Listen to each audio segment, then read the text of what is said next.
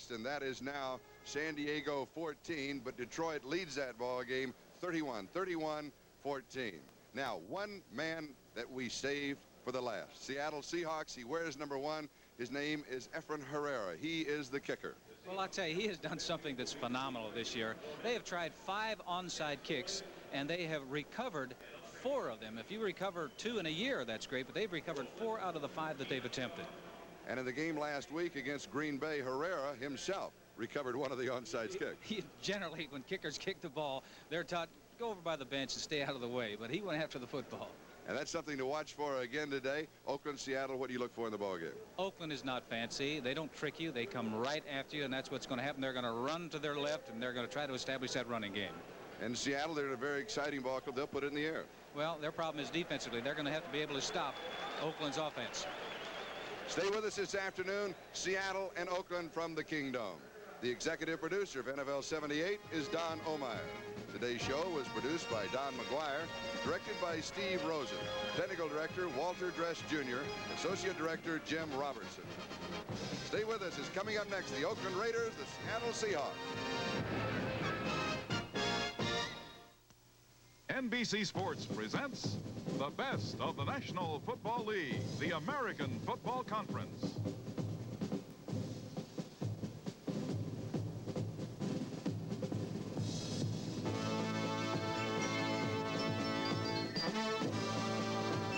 Brought to you by New Schlitz Light Natural Pilsner Beer. Still less filling with a taste that's bigger than light. By Chrysler Plymouth, who invites you to see and compare Plymouth Volare, the solid, substantial midsize for $79. And by Allstate Insurance Companies. You're in good hands with Allstate.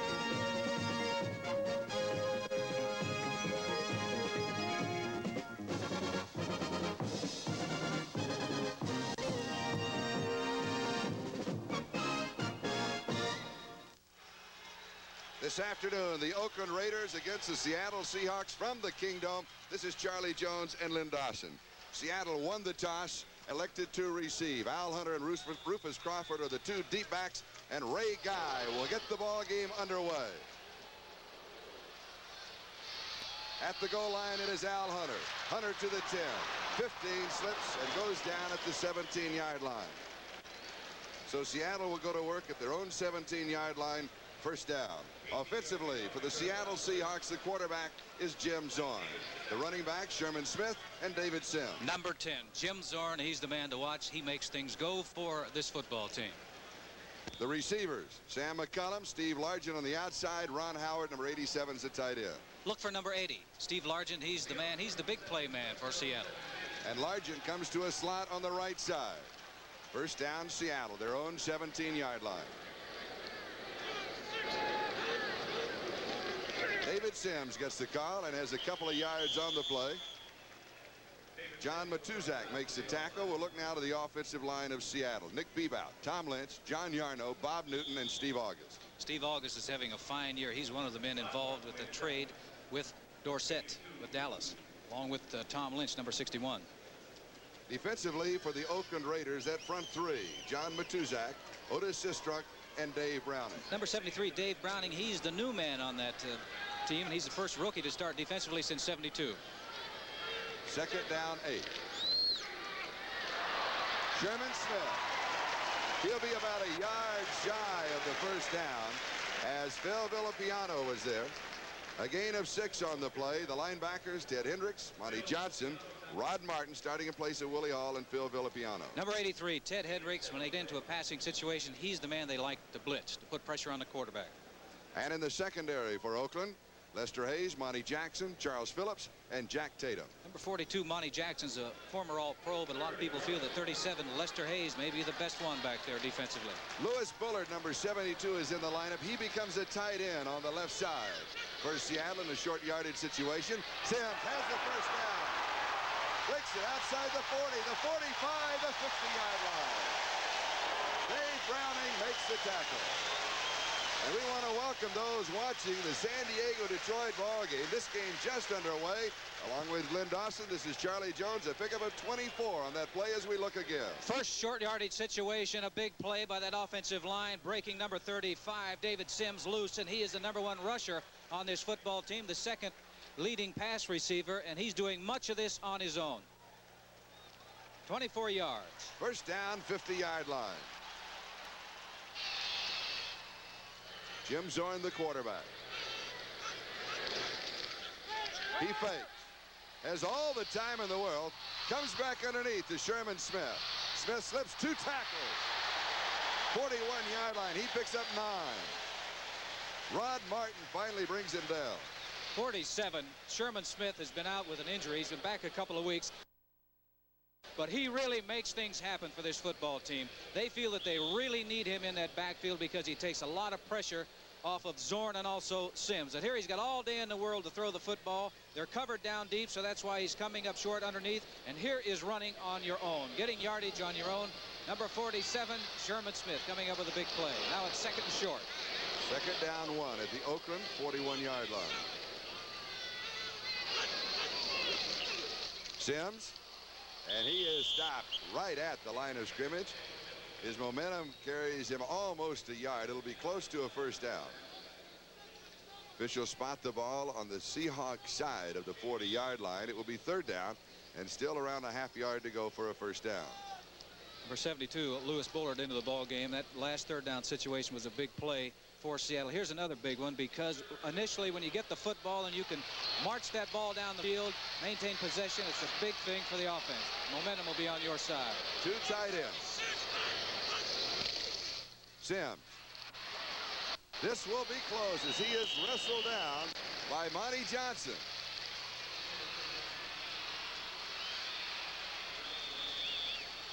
The Raider defense has not been scored on in the first quarter this year.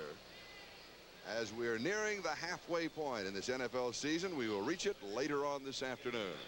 They'll take a measurement here, Charlie, and if they are not, if they don't have the first down, I would not be surprised to see them go for it on the 40-yard line. They got it. First down.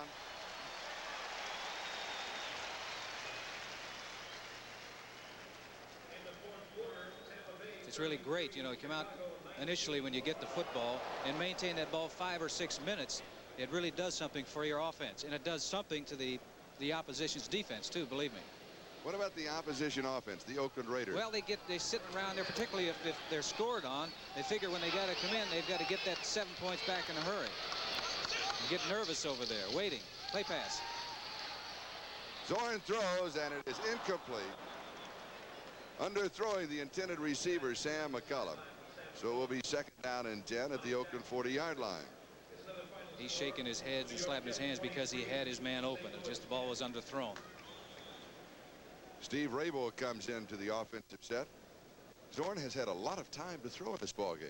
Well, they established that running game, and now he had a play-action pass on first down. It's a great opportunity to throw the football, plus the fact they're not going to be blitzing most of the time with that 3-man front on first down. They're going to try to stop the run. 5 minutes secondary. Willie Brown comes in. Rod Martin comes out for the Raiders. Second and 10. On a reverse, David Sims. Sims back to the line of scrimmage, spins for a couple of yards, and that will be it. Coming over the top was John Matuszak to wrap up the tackle. And at the bottom of the stack was Phil Villapiano. That's the old, something like the old Statue of Liberty. Very close. Although he didn't have the ball up over his head, but he had it. That's what it is. The back started in one direction and came back around. You see number 10 Zorn going back, and here it is. 35 Sims started to his right, came back to his left. The offensive line out in front. Number 61 Tom Lynch getting out there trying to get a block for him. Anticipating the pass, Mike McCoy and Pat Toomey are in the defensive line. Third down 7. No score early in the ball game. Zorn is pressured, and he will be sacked. That is the 13th sack on the year for the Oakland Raiders. And it was Pat Toomey who got it. Number 67, Toomey, he's put in a situation, a passing situation, doing what he does best, and that is rush the passer. Does an outstanding job of getting by the offensive man, getting a hold of Zorn, and you better keep a hold of him because if he gets loose, he's got the great ability to run with the football.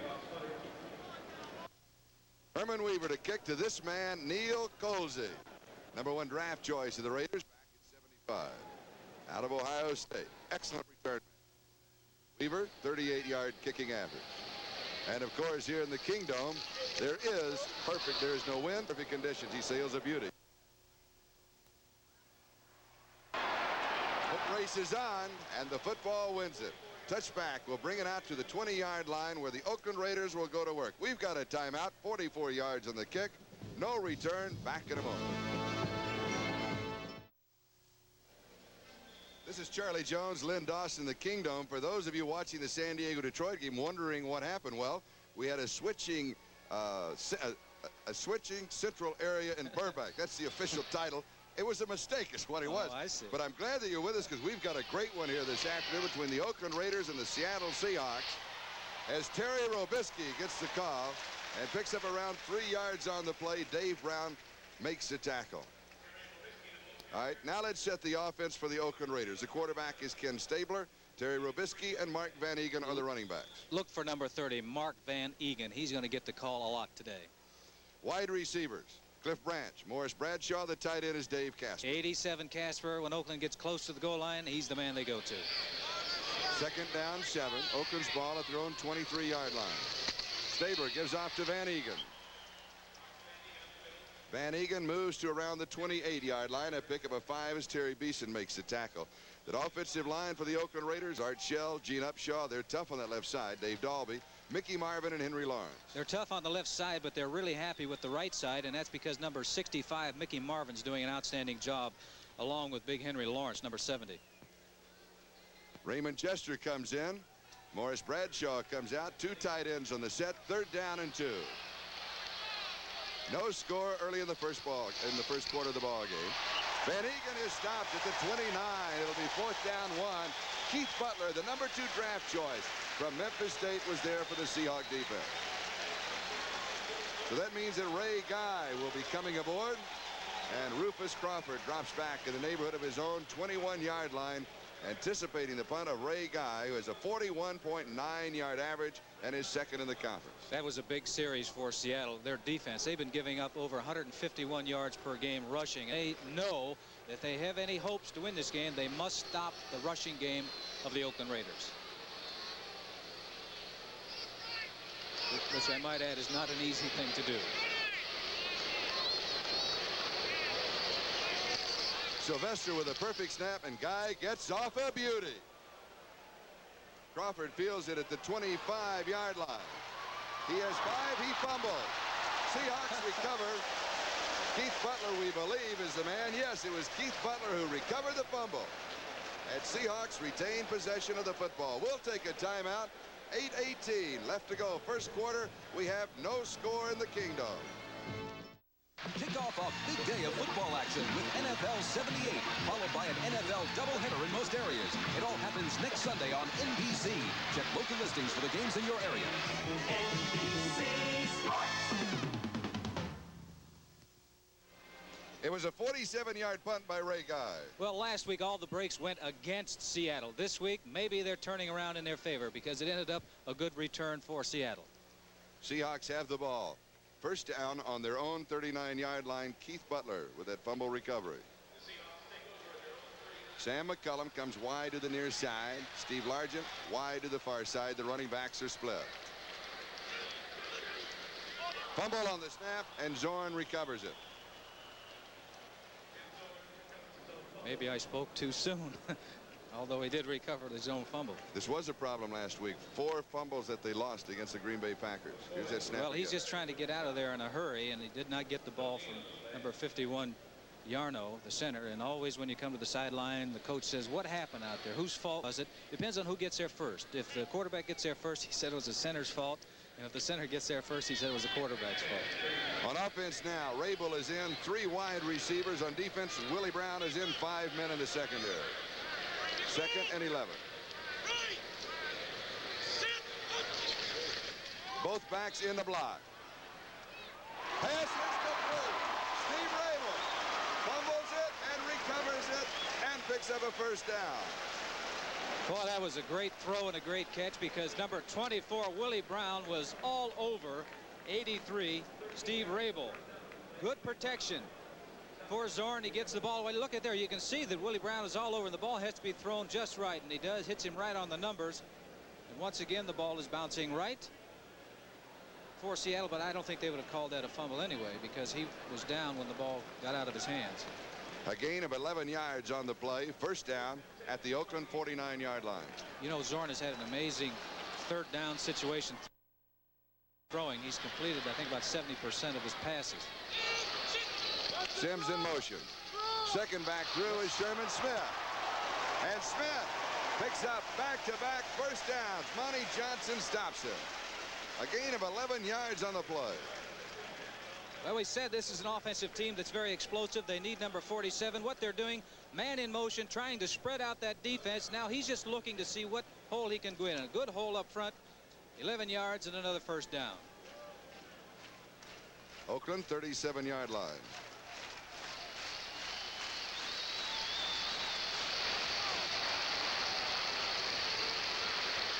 Zorn to throw on first down. Quick out. It's there. Yes, yes. Duke Ferguson. That pass has to be perfectly timed. That time it was. He threw the ball way before 89 Ferguson turned around. The ball was right there when he turned around. That's what you call timing, down to the perfection. A gain of 7 on the play, 30-yard line. It'll be second down and 3. Now remember, we have 6:05 left to go first quarter. We have no score. And the Oakland Raiders have been on offense for only one short series. You can see the offensive unit getting itchy down there for Oakland. They've had the ball just 3 plays. Second and 3. Smith.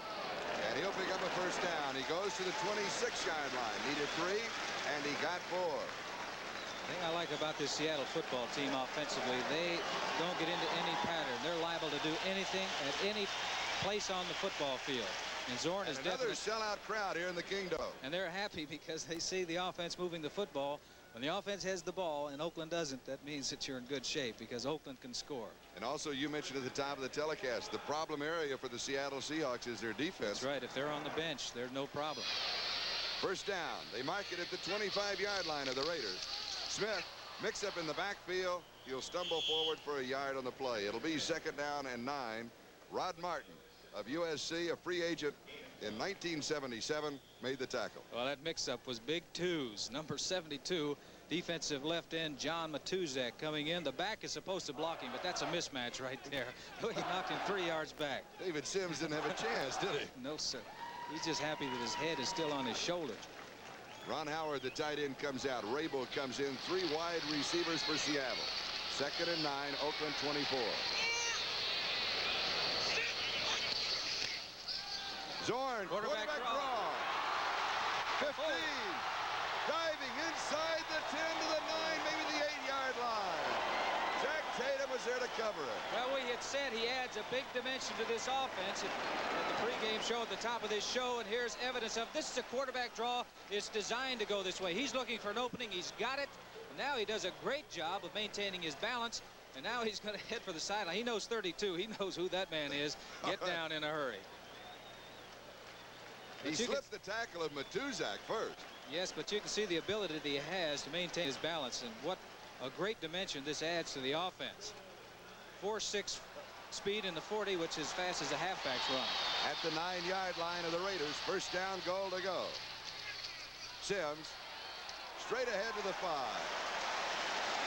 where it'll be second down. David Sims, 104 yards against Green Bay last week. And that is the second time this year that he has been over the 100-yard mark. He had 121 against the Jets. Number 1 in scoring in the AFC with 7 touchdowns. Jack Patera right now, things are going his way. He's quite happy, but I know what he would like to see. He would like to see that ball inserted into the end zone. Right now, they're maintaining that line of scrimmage. I'm talking about Seattle. They've got possession of that line of scrimmage so far. 2 tight ends. Second down, goal to go. Smith to the 2-yard line. It'll be third down and goal to go. Sherman Smith. He was a quarterback at Miami of Ohio, 6'4", 225. I can't believe it. Quarterback, and he's running in there. But the great thing about the backs for Seattle, they're both big. And down here, this is where that size and strength counts because you got to bull your way in most of the time. Smith, 6'4", 225. David Sims, 6'3", 216. Plus, a back always helps block down here. They generally get a key block, and that's why that size is important. Third down, goal to go, 2-yard line. Diving into the end zone. David Sims, his 8th touchdown of the year. Well, I said you got to bowl your way into the end zone when you get down there, and it's a good thing that these men are so big and strong, because that's what he's doing. It's up and over. Number 35, David Sims. He's planting his foot, going airborne, but he knows he's got to get about 2 yards, and that size, strength, and that lunging ability gets him into the end zone. Big, big touchdown. 61 yards of the drive, 10 plays, no mistakes, 2:37 time remaining first quarter. Herrera tipped the point after. It is good. And the Seahawks lead it 7-0 as we look again to the touchdown by David Sims. Offensive line has to go aggressively because they know that those men are going to submarine. Now it's up and over for the back. 35, Sims up and over, and it's a good thing that he's so big and strong. We'll take a timeout with the score. Seattle 7 and Oakland 0. John Madden, the head coach of the Oakland Raiders, with 99 victories in the NFL. Joe Stewart, number 80. Arthur Whittington, the speedster, number 22, the rookie from SMU, set to return the kickoff of Efren Herrera. At the 9-yard line, Whittington. And he is dumped at the 25-yard line. Cornell Webster, great play. Number 38. So for the second time in the ballgame, the Oakland Raiders in offense. Let's look at the Seattle defense. They've hardly been around long enough. Ernie Price, Dennis Boyd, Bill Sandiford, Bill Gregory say hello to each other. Yeah, that's right. They're going to get a workout today because Oakland's going to come right at them. Oakland's ball. Their own 25-yard line, first down. Mike Van Egan. Van Egan has 5 on the play. It'll be 2nd and 5. Autry Beeman makes the tackle. The linebackers are Sammy Green, Terry Beeson, and Keith Butler for the Seahawks. Watch number 58. You talk about hitters. Terry Beeson, 58, the middle linebacker. He is that. And in the secondary, Cornell Webster, Dave Brown, Autry Beeman, and John Harris. Number 27, Beeman's going to have his hands full near the goal line because he's going to have to guard Casper of Oakland. Cliff Branch comes wide to the near side. Bradshaw wide to the far side. Stabler to throw. Under pressure, he completes the pass to Cliff Branch. And Branch is out of bounds at the 45-yard line. Raider territory. First down in the ball game for Oakland. Dave Brown at the coverage. Boy, they do this so well because Cliff Branch, number 21, sort of a play action pass by Kenny, but he knows where he's going, and he goes so deep. He's about 25 yards deep. He throws the ball. Branch hadn't even turned by the time he threw the ball. Comes back for the ball near the sideline. Great throw, great catch. That's great timing. And for Cliff Branch, that is his 19th reception of the year. Both backs in the block. Stabler fires. Branch again over the middle. 41-yard line, Seattle territory. Terry Beeson, the middle linebacker, brought him down. Stabler going back to throw, and he has a lot of time to throw the football, and that's the great asset of this big line. He's getting pressure right now, and when you can catch the ball in a crowd like this, he knows, number 21, Cliff knows he's going to get nailed right there. He knows he's going to get hit because that's the middle of all that traffic, because there are 3 or 4 defensive men around there. And he gets hit again. Hyde, Seattle 41. Whittington is in the backfield. Going deep. It is incomplete. Morris Bradshaw, the intended receiver, and Dave Brown had excellent coverage on the 5-year veteran from Ohio State. Talking about Seattle's offense, and they'll do things. I should also mention that Kenny Stabler and the Oakland Raiders, they will do things. They'll throw that ball. Bradshaw does a great job for him because he gives him that additional speed on the outside. Today's telecast presented by authority of the National Football League, intended for the private use of our audience. Any rebroadcast or other use of this telecast without the express written consent of the Seattle Seahawks and the National Football League is prohibited. 2nd down and 10 at the Seattle 41-yard line. Seattle leads 7-0. Arthur Whittington, the speedster, gets only a yard to the 40. It'll be 3rd down and 9 as Peter Cronin brought him down. Let's go back to the touchdown by David Sims. We mentioned that for Sims, that is his 8th touchdown of the year. That is the first touchdown scored on the Oakland Raiders in the first quarter this year. Well, they've done a magnificent job. They must have had the football a lot, too. You credit Oakland's offense with that because they maintain possession of the football. They're down in 9. And now Fred Biletnikoff is in as a wide receiver. He goes to the far side. Bradshaw's in the slot on the far side, and Branch splits to the near side.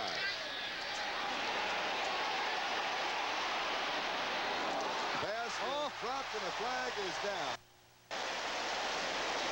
Dave Casper, the tight end, the intended receiver. The penalty will be against the Oakland Raiders. Now, the pass was incomplete. It was 3rd down 9. To give you the choices, we look again. They have to put some pressure on Kenny Stabler, and you can see that they're blitzing the linebackers trying to get that pressure, but he still has excellent protection back here. You're going to see something you don't see very often, and that is number 87, Dave Casper, dropping the football. He just does not do it. The holding call against the Oakland Raiders refused, and Ray Guy is in the punt. It'll be 4th down and 9. 17 seconds time remaining first quarter. Rufus Crawford set for the return to the 10-yard line. Guy, of course, will go to the corner, and he'll go to the left corner. Or he may try to put a hole in the top of his dome. He's capable, I think.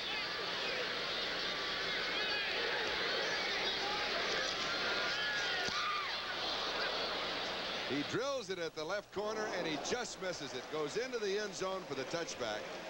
He missed out of bounds by about 3 yards. We'll be back in a moment with the score. Seattle 7 and Oakland nothing. That is a final now. Detroit defeats San Diego 31-14. Boy, that is a big surprise to me, particularly with the defense that San Diego has displayed this year. I didn't think that Detroit could put that many points on the board. And let's check with our staff. Do we have a score in on the Denver game? We'll have that for you in a moment. That's the other big game that we're watching in the West. From the 20-yard line.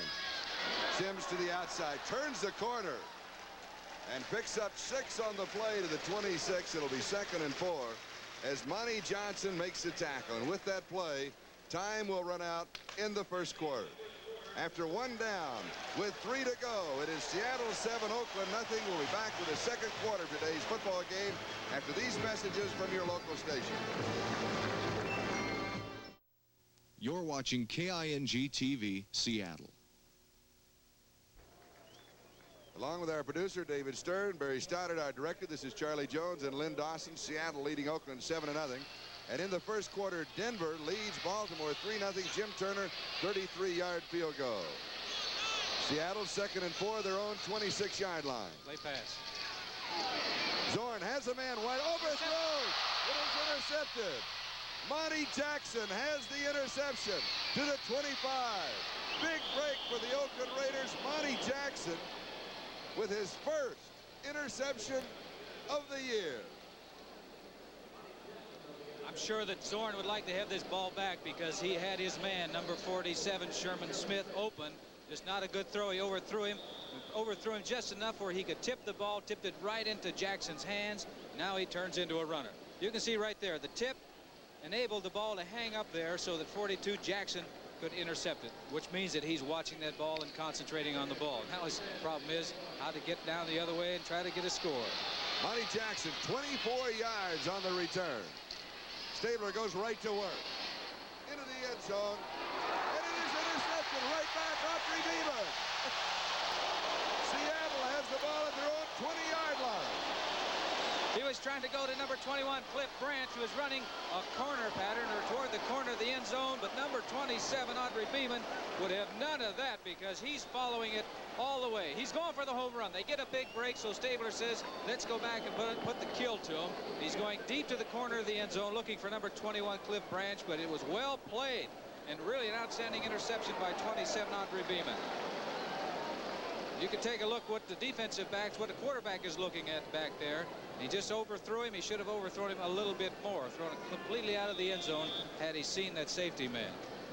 And there is Kenny Stabler.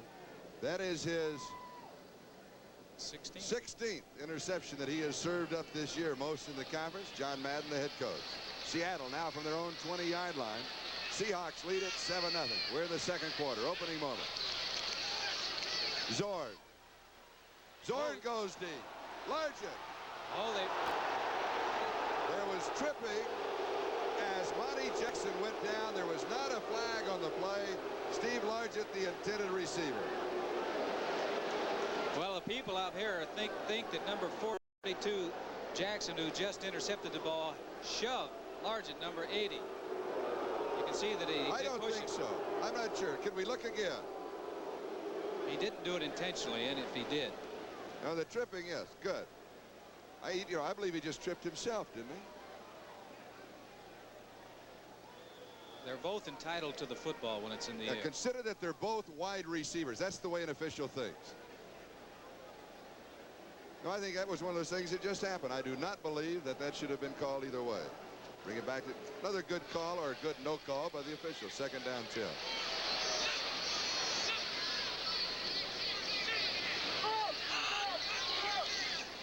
Zorn on the draw. Sims, maybe a yard. Browning was there. It'll be third down and 9. That play, Charlie, did a couple of things. One, it showed me that Zorn's got a good arm, that he can throw the ball a long ways. And secondly, what it's going to tell that Oakland defense, don't be snuggling up there in that 15-yard area when I'm going to throw the football, because I may go deep. So you better be alert for that. Let's go back to the first quarter. Total offense, 98 yards Seattle, 74 for Oakland. Seattle had 69 on the ground, 14 rushing for Oakland. Oakland threw for 30, Seattle threw for 29. That was in the first quarter. Third down, 9. Seattle leads it 7-0. Zorn way overthrowing Sam McCullum. I believe he was throwing the ball away. Lester, he's excellent defensive position. They brought in their rushing team. I'm talking about Oakland. Tumay, number 67, was in there, and they were putting pressure on Zorn. One thing he didn't want to do is cough up the ball back there. And if a man isn't open, we're ahead 7-0. Throw the ball away. Let us punt and let them score on our defense, if they're going to score. Neil Colsey, 39-yard line, Oakland territory, steps up to the 40. Herman Weaver will be kicking.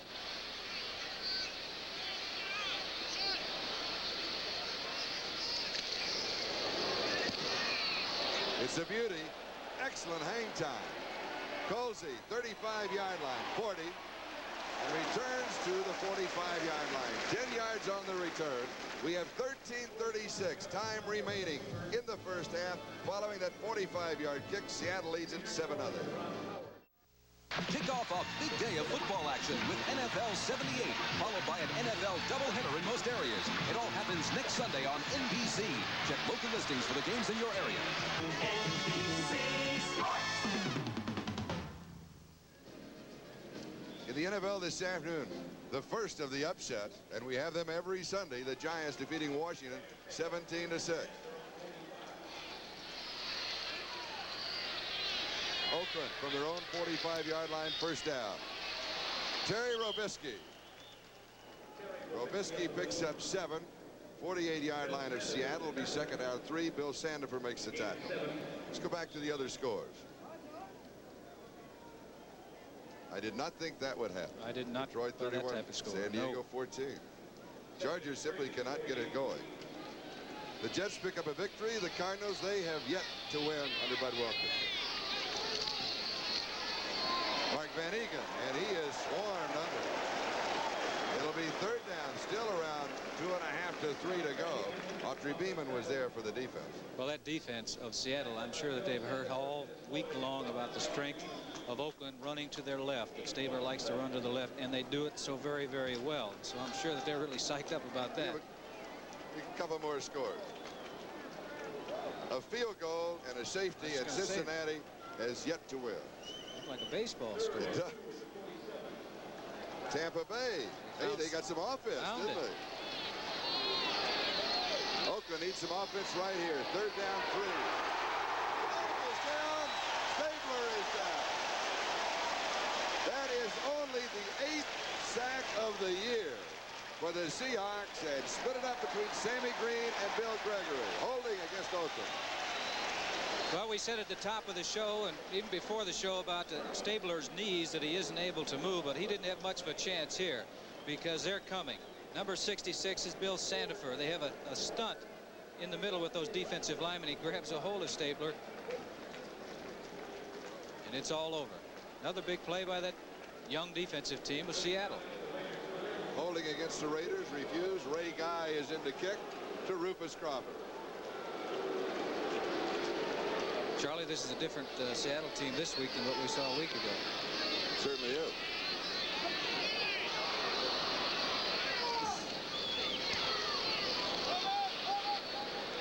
Crawford, 22-yard line.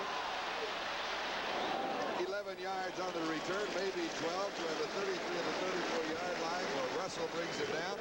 We'll stop the clock. 12-13. Time remaining first half. A 40-yard kick, 11-yard return. Back in a moment. Total offense, and Seattle leads 7-0, but this is just a typical Ken Stabler afternoon. Stay close and beat him in the last 2 minutes. You got to watch this man. He'll do it to you.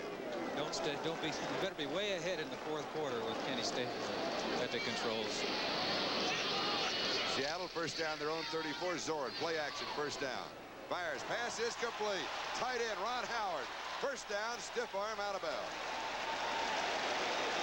Howard is in his 5th year, a basketball player here in Seattle, did not play college football, was with the Dallas Cowboys for a couple of years. I tell you, I like this Seattle offense because they come at you. Play action pass, he's looking over to his right side, and the tight end delayed, and they just came underneath the defensive backs and the linebackers. See the linebackers, Villapiano 41 is deep, so they just threw it underneath and let him run and let the defense make the tackle. Also, you like play action on first down. Oh, I do, because generally speaking, defenses are looking to stop the run on first down, to put you in a passing situation. The Oakland 48. Here is Sims. 46-yard line. He has a couple on the play. Mike McCoy, the middle guard, makes his stop. It'll be 2nd down and 8.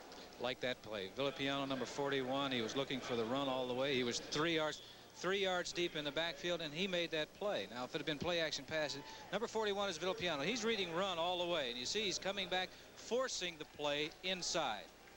Doing a good job. He didn't make the tackle, but he did his job. Excellent coverage by David Stern, our producer, Barry Stoddard, our director, right on top of our replays today. That's true. Outstanding.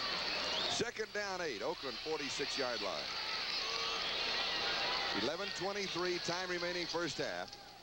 The draw to Sherman Smith, decked immediately by John Matusak.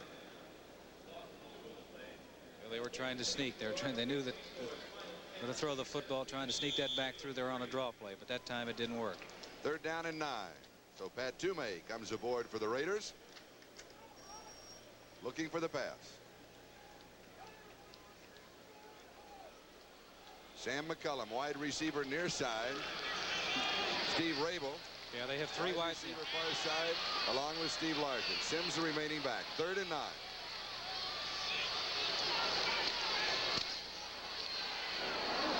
Zorn throws, and it's tipped. It is incomplete. Largent, the intended receiver, will be 4th down and 9 at the 47-yard line of the Oakland Raiders. Good protection that time. The Stork, number 83, Ted Hendricks, came, but he had plenty of time to throw. The ball was just a little overthrown. A quarterback probably would say, well, if you get your hands on it, you should catch it. That would have been a rather difficult catch. Neil Colsey set to return the punt of Herman Weaver. In the first quarter, Seattle put together a perfect 61-yard drive in 10 plays. David Sims going in from 2 yards out, and that has been the scoring. He juggles it. He gets it into the end zone. Bring it out to the 20-yard line. There's a flag down back at the 50-yard line. I don't know how he got it through those people. Don't either. I was looking to see the ball go bouncing behind him. Let's look again. Oh, Herman Weaver in action. See, he didn't go over to meet the ball. He should have run that back. What he should do is move his whole body over there, just like an infielder. Don't reach your hands out there. Get your whole body out there and keep the ball in front of you. Had he done that, then he probably would have had an easier time of handling it. But he gets it away. He did concentrate looking at the ball. He gets it underneath somebody. The Stork almost had it. Ineligible man downfield. It will be refused. Oakland has the football at the 20-yard line. We'll take a timeout. Seahawks lead it 7-0. Nobody does it better than Hurts. Nobody does it better. Hurts leads the others by far. Nobody does it best of all. You Hurts the superstar. Nobody has more of what it takes to rid you of Fairmont, Mustang, LTD, or other fine car faster. Hurts the superstar. You know it. Next Sunday, NFL 78, the feature will be on the NFL cheerleader controversy on NBC. We will have a doubleheader. We'll start it off with a 1 o'clock ball game. Buffalo at Cleveland, Houston at Cincinnati, Kansas City at Pittsburgh, and the New York Jets at New England. And the 4 o'clock games, these are the ones to watch. Baltimore and Miami, the ones that we're interested in. San Diego at Oakland. Remember that holy roller game that Oakland won it after it was over, 21-20? And Denver at Seattle, that's another sellout here in the Kingdom. Not after it was over, it's right on the last play of the ball game. All right, Kenny Stabler, 2 for 4, 30 yards, 1 interception, feeds out to Terry Robisky. And there's no place for Terry to go as Keith Butler is there to stop him at the line of scrimmage. Keith Butler was there to make the tackle, but number 77, Bill Gregory, he's the man that enabled him to make that play. And here's Robisky, who's had some problems with injuries, is hobbling off the field. We'll try and get a report on that left leg, knee, and or ankle. Arthur Whittington comes in, 9'4" speedster, the rookie from SMU, 5'11", 180 pounds. Stabler to throw, second down, lots of time. Intercepted. Seahawks have the ball. Peter Cronin has the interception. Second time that Stabler has been intercepted this afternoon. He had all the time in the world to throw. You can look at the protection that he's getting. Number 30, Van Egan, staying back there to help block. He was looking for Casper up to the right part of your screen. Now he's throwing it back to, looks like to Branch, 21, but he throws it right in the numbers of 57, Peter Cronin. Evidently, Kenny didn't see that linebacker at all because he threw it right in his stomach. At the Oakland 29-yard line, Seahawks have a first down.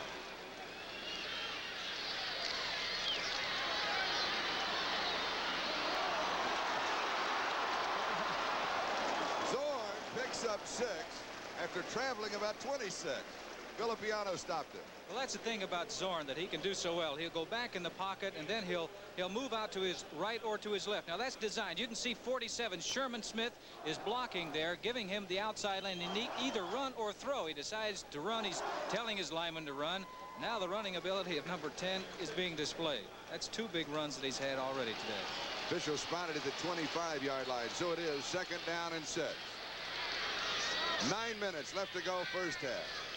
Seahawks lead 7-0. Sims straight ahead. 21-yard line. It'll be third down and still a couple. That play must be 50, 60 years old. It's a strict dive play. I know when players start in grade school or junior high school, that's the first play that you learn. Straight ahead dive, straight ahead blocking. And against a 3-man front, a lot of times that's an excellent play. Jack Patera, the head man of the Seattle Seahawks. Number 12 is Sam Atkins. He and Steve Meyer, the 2 backup quarterbacks.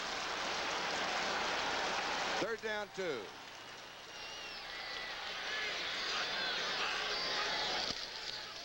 Sim. First. Flag is down on the play.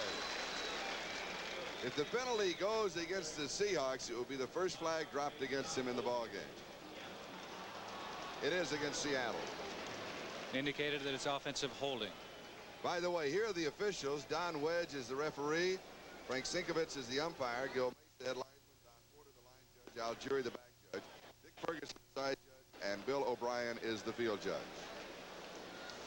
So bring it out to the 31-yard line. Holding. Offense. Number 72. Third down. Holding on Lewis Bullard.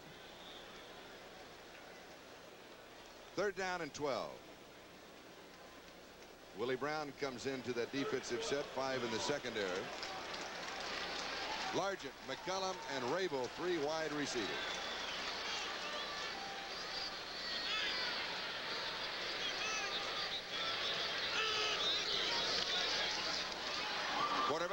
sir. Inside the 10-yard line to the 9. And a flag goes down as he was hit at the 9-yard line. Yeah, I think they may be. 2 yards of the play could be a late hit against the Oakland Raiders. That's the call. This is the second time that they've run this quarterback draw, and it's designed that way. Look at number 51. John Yarno, the center. He's looking for somebody to block, and he better get out and move because Zorn can run with the football. He's hog-tied right there, and I think what they're going to call is 32. Jack Tatum coming in for a late hit. That's the call.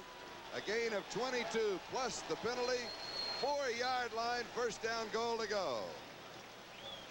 That really makes it tough on a defense when you've got a quarterback can run like that and can throw the way that he's been throwing. And remember, it was the interception that by Peter Cronin that set it all up. Sims, straight shot. David goes to the 2-yard line. It'll be second down, goal to go. Matuzak was there. Sistrunk was also there. This is the tough yardage down here for an offense, and they're doing a good job of. And we have an injury.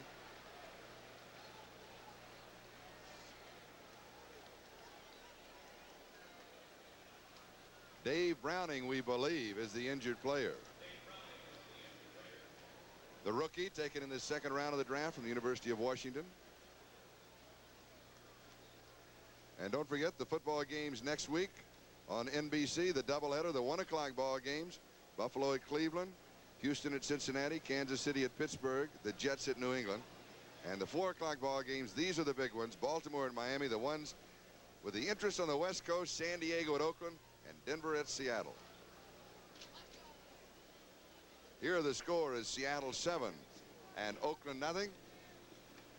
The Oakland Raiders coming into the ball game tied with the Denver Broncos. Oakland's record on the year is 5-2. An update now on the Miami-New England game this afternoon. It is tied 7-7. Delvin Williams scoring first for Miami. Andy Johnson scoring in the second quarter for New England. 10 minutes to go in the first half of that ball game. It's a 7-7 tie. This is a big opportunity right here for both teams, because if Oakland can hold and make them settle for 3 points, it'll be a big plus for their team. And on the other side, if Seattle gets in for another touchdown and goes ahead 14 points, it's tough to overcome that type of a lead, as Seattle found out last week. They were down 21-0 before they could turn their head around. And this is good news. Dave Browning coming out under his own power. Yes.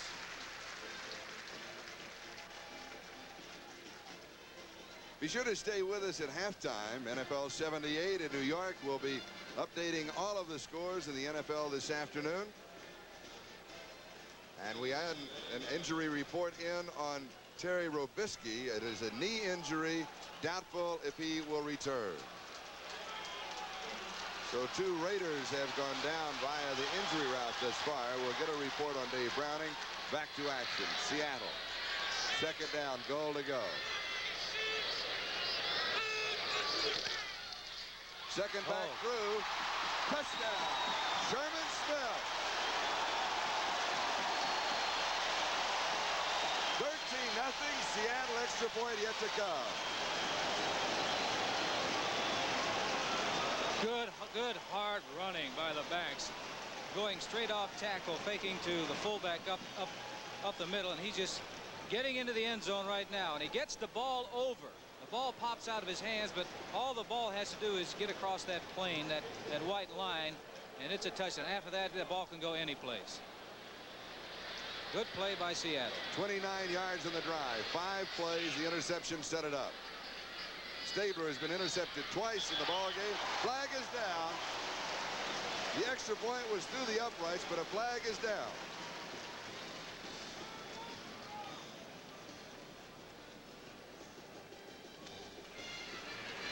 Offsides. Defense. 53. Penalized on the kickoff. Oakland was offsides. Extra point counts. The penalty will come on the ensuing kickoff.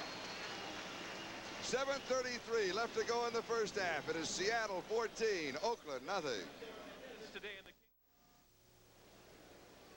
Just all you have to do is get that ball across that white plane into the end zone, and it's a touchdown regardless of what happens. Even in the middle of the field, that would not be a fumble. He had possession when his elbow hit. That's an artificial surface call because then it's jarred loose. Now with the 5-yard penalty on the ensuing kickoff, this means that Herrera will be kicking from the 40-yard line with Joe Stewart and Arthur Whittington, the deep backs for the Oakland Raiders. And both of those players can really fly.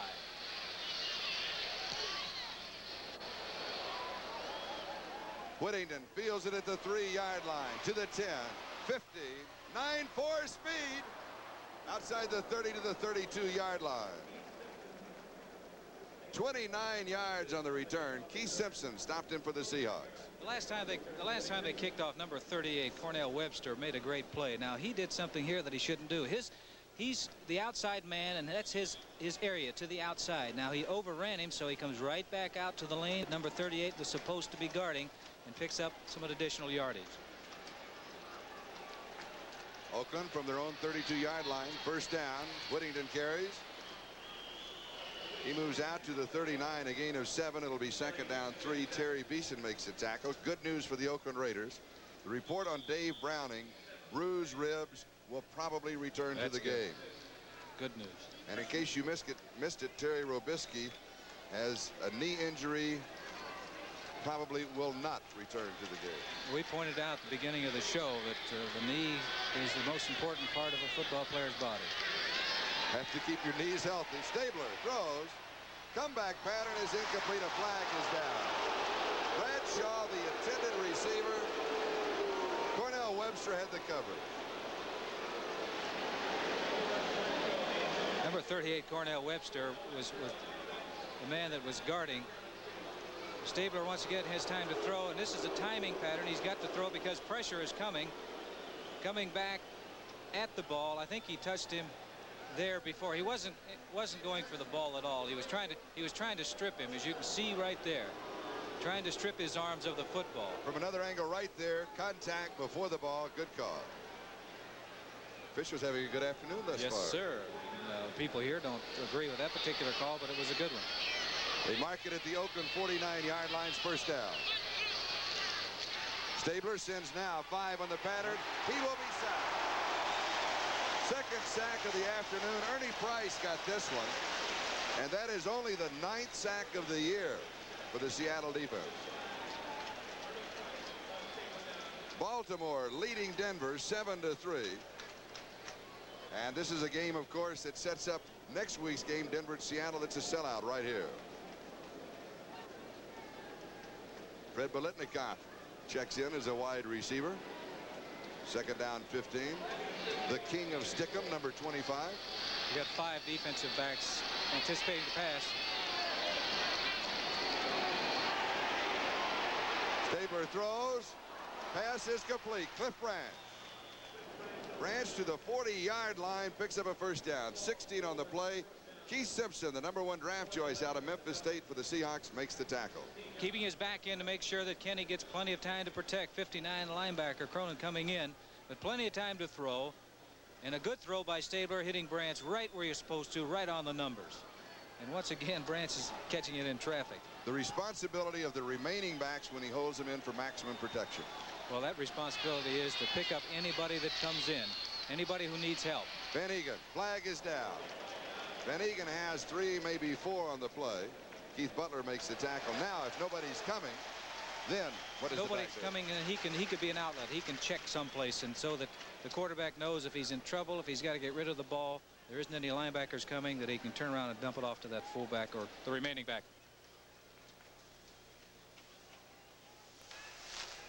Holding. Offense. Number 50.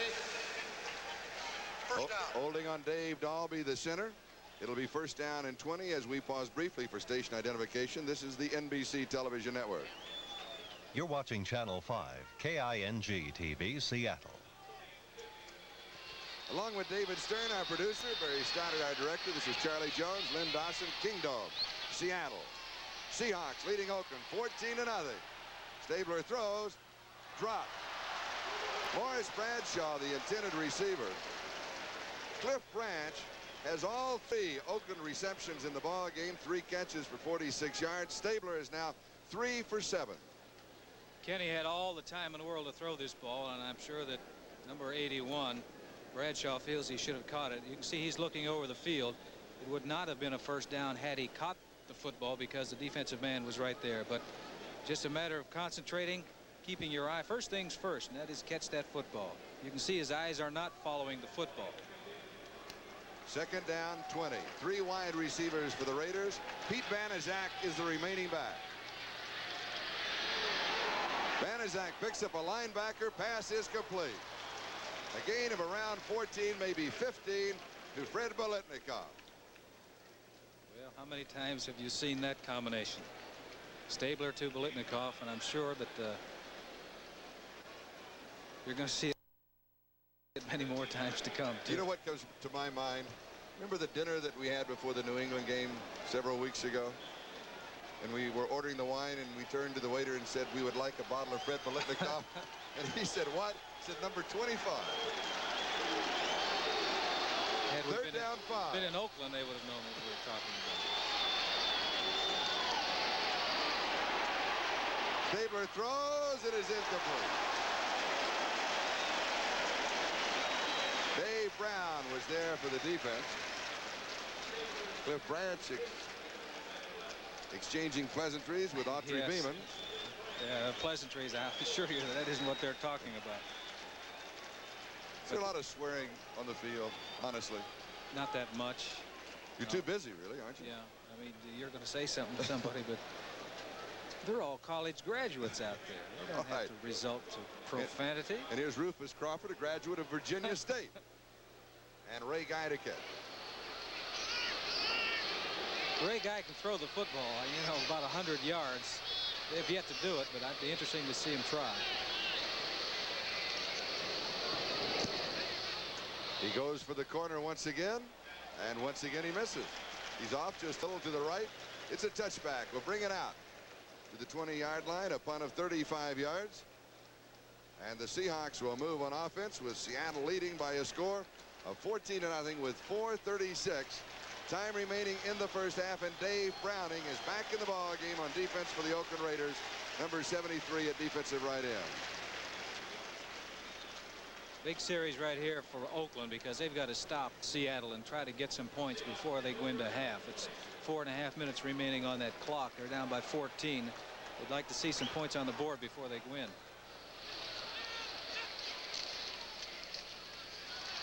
Testerman in the backfield in motion. The give is to Sherman Smith.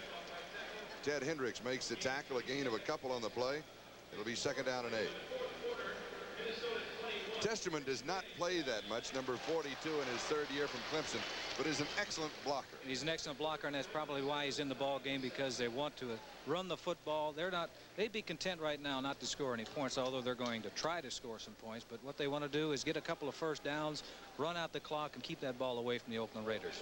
Mistake-free offense, very important for Seattle right here. This week they are. Last week it was anything but.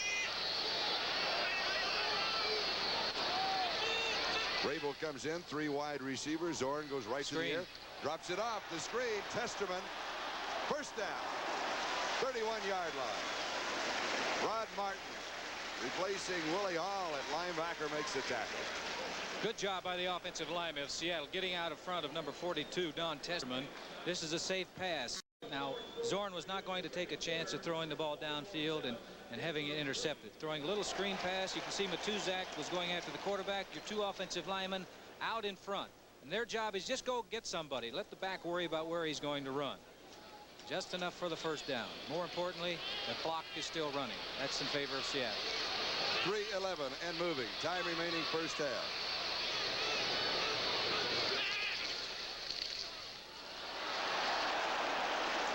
Sherman Smith. A gain of 8. Second down and 2. Monty Johnson makes the tackle. Bad news for the Seattle Seahawks. David Sims has a sprained knee, is out the remainder of the game. Now this is a man who has scored 8 touchdowns this year. Their leading rusher and number 2 receiver. Big part of the offense. Yes, sir. Hopefully the knee isn't damaged that badly. Generally they won't know for a couple of days. Zorn has completed 5 of 10 for 55 yards. He has used 5 different receivers. Jim likes to spread it around. First down. Ron Howard, the tight end. Near the 50-yard line, 49-yard line, Seattle. Rod Martin with a tackle. Well, play action pass once again. And just a moment ago, you mentioned the blocking ability of number 42, Don Testerman. And he's in the backfield, faking. Now he's looking to the left side. He's just going to dump it off here to the tight end. You can see number 42. He's trying to help out his teammates. He's going to get a lick in right there. But it's a good play by the linebacker. 2-minute warning will be given to both benches. We'll take a timeout. It is Seattle 14 and Oakland nothing. Back in a moment to the Kingdom. Number 73, Dave Browning, the rookie from Washington, defensive end with those bruised ribs, was back in the ballgame. He's now back on the bench and has been replaced by Pat Toomey. In first downs thus far, Oakland has 4, 2 in each quarter. The Seahawks have 13. From the Seattle 49-yard line, first down.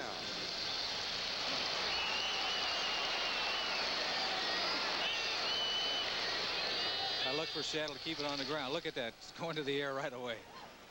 Has a man, hits him, it is Steve Largent. Largent to the 26-yard line. Monty Jackson, who has an interception in the ballgame, makes the tackle. Also there was Rod Martin, 25 yards of the play. I said I'd look for him to keep it on the ground, but I also said earlier the thing about this team is they could do anything at any time, any place on the field. First down, 50-yard line, you think, well, maybe they run the ball and get a couple of yards, maintain possession. But this team is offensive. They're not playing defense. They're playing offense. They're going for another score. Hitting his favorite target, number 80, Steve Largent. And be sure to stay with us at halftime. Brian Gumbel, NFL 78. Oakland 26-yard line. Timeout, Seattle. 1 minute, 12 seconds. Time remaining first half. You've been in a million conferences like this. What goes on? Well, he called a timeout at the line of scrimmage because he wasn't sure what was going on, or he saw something that he did not like. That's why he called the timeout. You go over and put it on the coach's shoulders. That's all. Because they're calling the plays. The plays are coming from the sidelines. Jerry Rome does a great job of calling the plays for Seattle. And he has the quarterback has an option to change certain plays if they get in particular defenses. It might have been that Oakland might have confused Jim a little bit, and the best thing to do is make sure you don't make a mistake down here. Let's go find out what we're supposed to do. You like the plays coming from the sideline? No, heavens no. Why not? Well, because I think it takes away from the leadership ability of a quarterback. Now, if he can't call the plays, okay, that's fine. Have somebody else call the plays from the sidelines. But in the meantime, look for a quarterback who's capable of calling it. Because when you're in that huddle, right now, I could look in that huddle and I can look to my right tackle and ask him, you know, Steve August, can I run this particular play according to the way John Matuzak is playing you? I want to run this way, run off tackle. He might say yes, or he might say no, but we can run it this way. Now I got him involved in the game. Good point. Zorn throws, comeback pattern, flag is down at the 5-yard line. Largent was the receiver, but there was a flag dropped at the 5. Yeah, it's going to be interference, but I don't know which side, whether it's offense or defensive. It would be against the defense, because if it was against the offense, it'd bring the ball back immediately. Yes. That is a giveaway on that call. Illegal contact on the defense, number 37, declined. The penalty was declined because it would have come from the line of scrimmage. Number 37 is Lester Hayes, defensive back of Oakland. Zorn rolling out, plenty of time to throw. Fires the ball down there to Largent. You don't see the contact, but there was some contact earlier, because what did he run a comeback pattern? He was much deeper than that before the ball was thrown. And he barely had both feet in bounds, but he did. Smith to the outside, being chased. A pair of 47s go outside, Sherman Smith and Charles Phillips. It's a good thing that Charles Phillips has some good speed, because had he not made that play, it was 6 points. at the 6-yard line. It's second down, goal to go. 58 seconds remaining, first half. This is a play that's designed to go any place, really. You're handing the ball off to the back deep. He's handing off deep for the reason that he can take a look and see where the hole is. Well, there's nothing there, he says, so let's see if I can outrun Charles Phillips. Charles Phillips says, no, you cannot. There's 2 pairs of 4s and 7s. 6-yard line, second down, goal to go. The Seahawks won it 21-0 at halftime. Yeah, this is a passing situation. Faking the draw. Standing, flag is down. Ron Howard, the intended receiver. Flag was dropped at the line of scrimmage.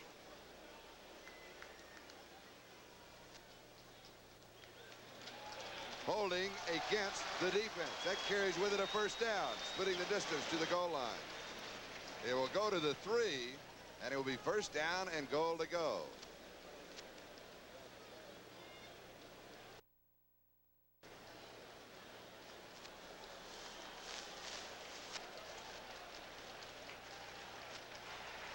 Holding, defense, number 37, first down and goal. Holding on Lester Hayes. Seattle. This is the 9th play of what they hope to be an 80-yard drive.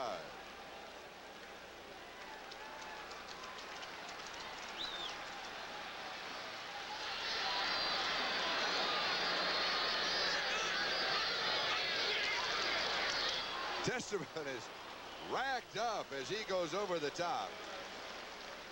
Monty Johnson was there for the Raider defense, as was most of that defensive line. I was anxious to see if he got up after getting hit, because he's trying to go up and over, and he really gets nailed right there, and also by number 58, Monty Johnson.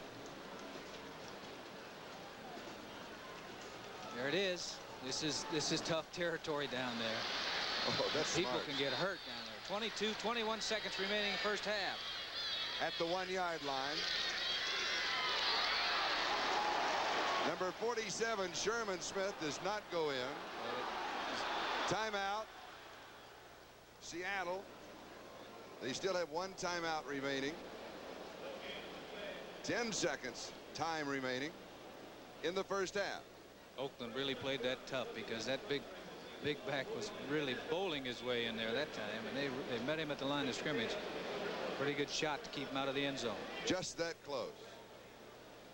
Now, you can run a play and call a timeout. What do you do in this situation as far as the quarterback telling the referee? That referee is going to be right in the backfield back there. The quarterback is going to be the man that calls timeout. Now, they have 1 timeout remaining. Seattle has 1 timeout remaining. Now, in all probability, he's going to give it to one of those big backs, you know, that short a distance to go up and over, because they've been successful with it so far.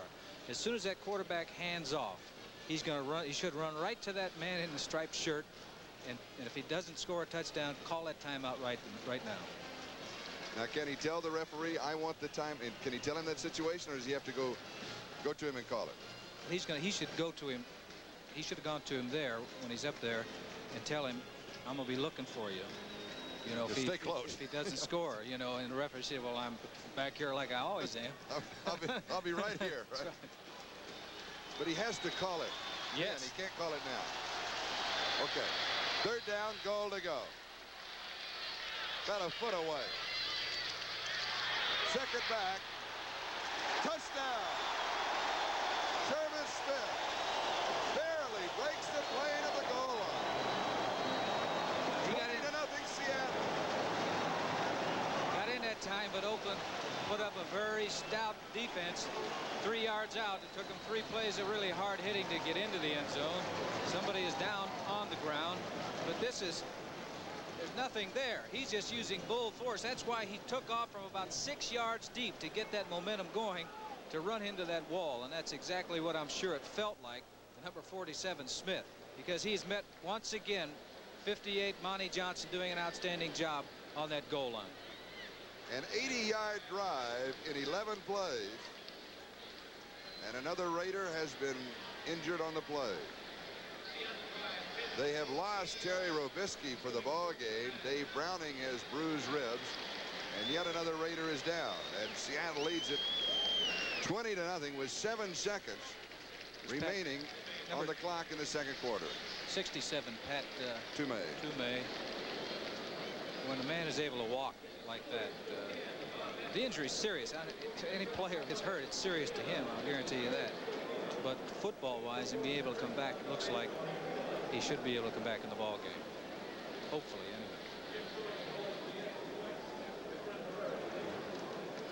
Zorn to Hull, Herrera to attempt the point after.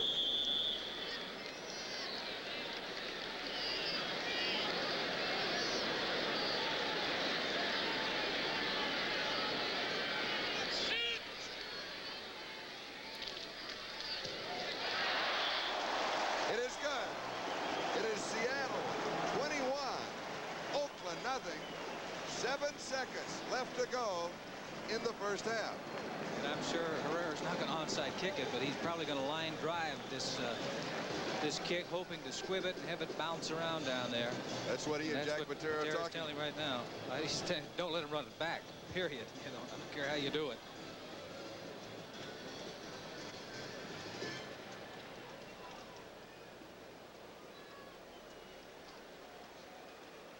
Now Oakland realizes it's going to be a squib type kick along the ground, and that is to destroy the timing of the return team. These are the two deep backs.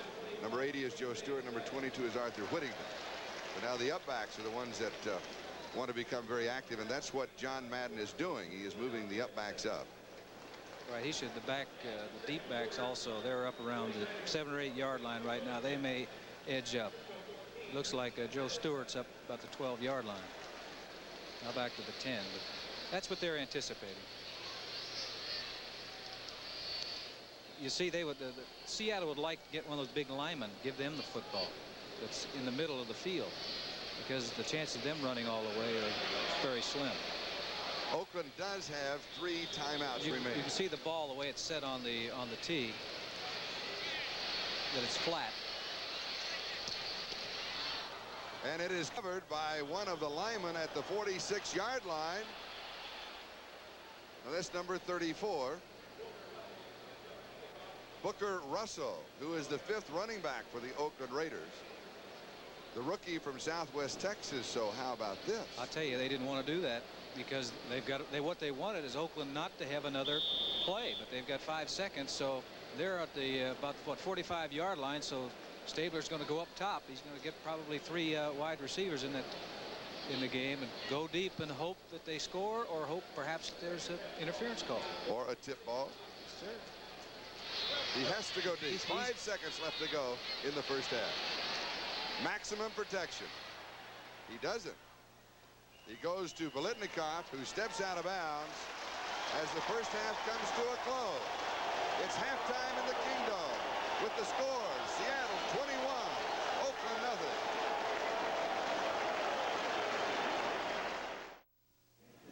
The preceding announcement was furnished as a public service by the National Football League. This is Charlie Jones, Lynn Dawson, halftime.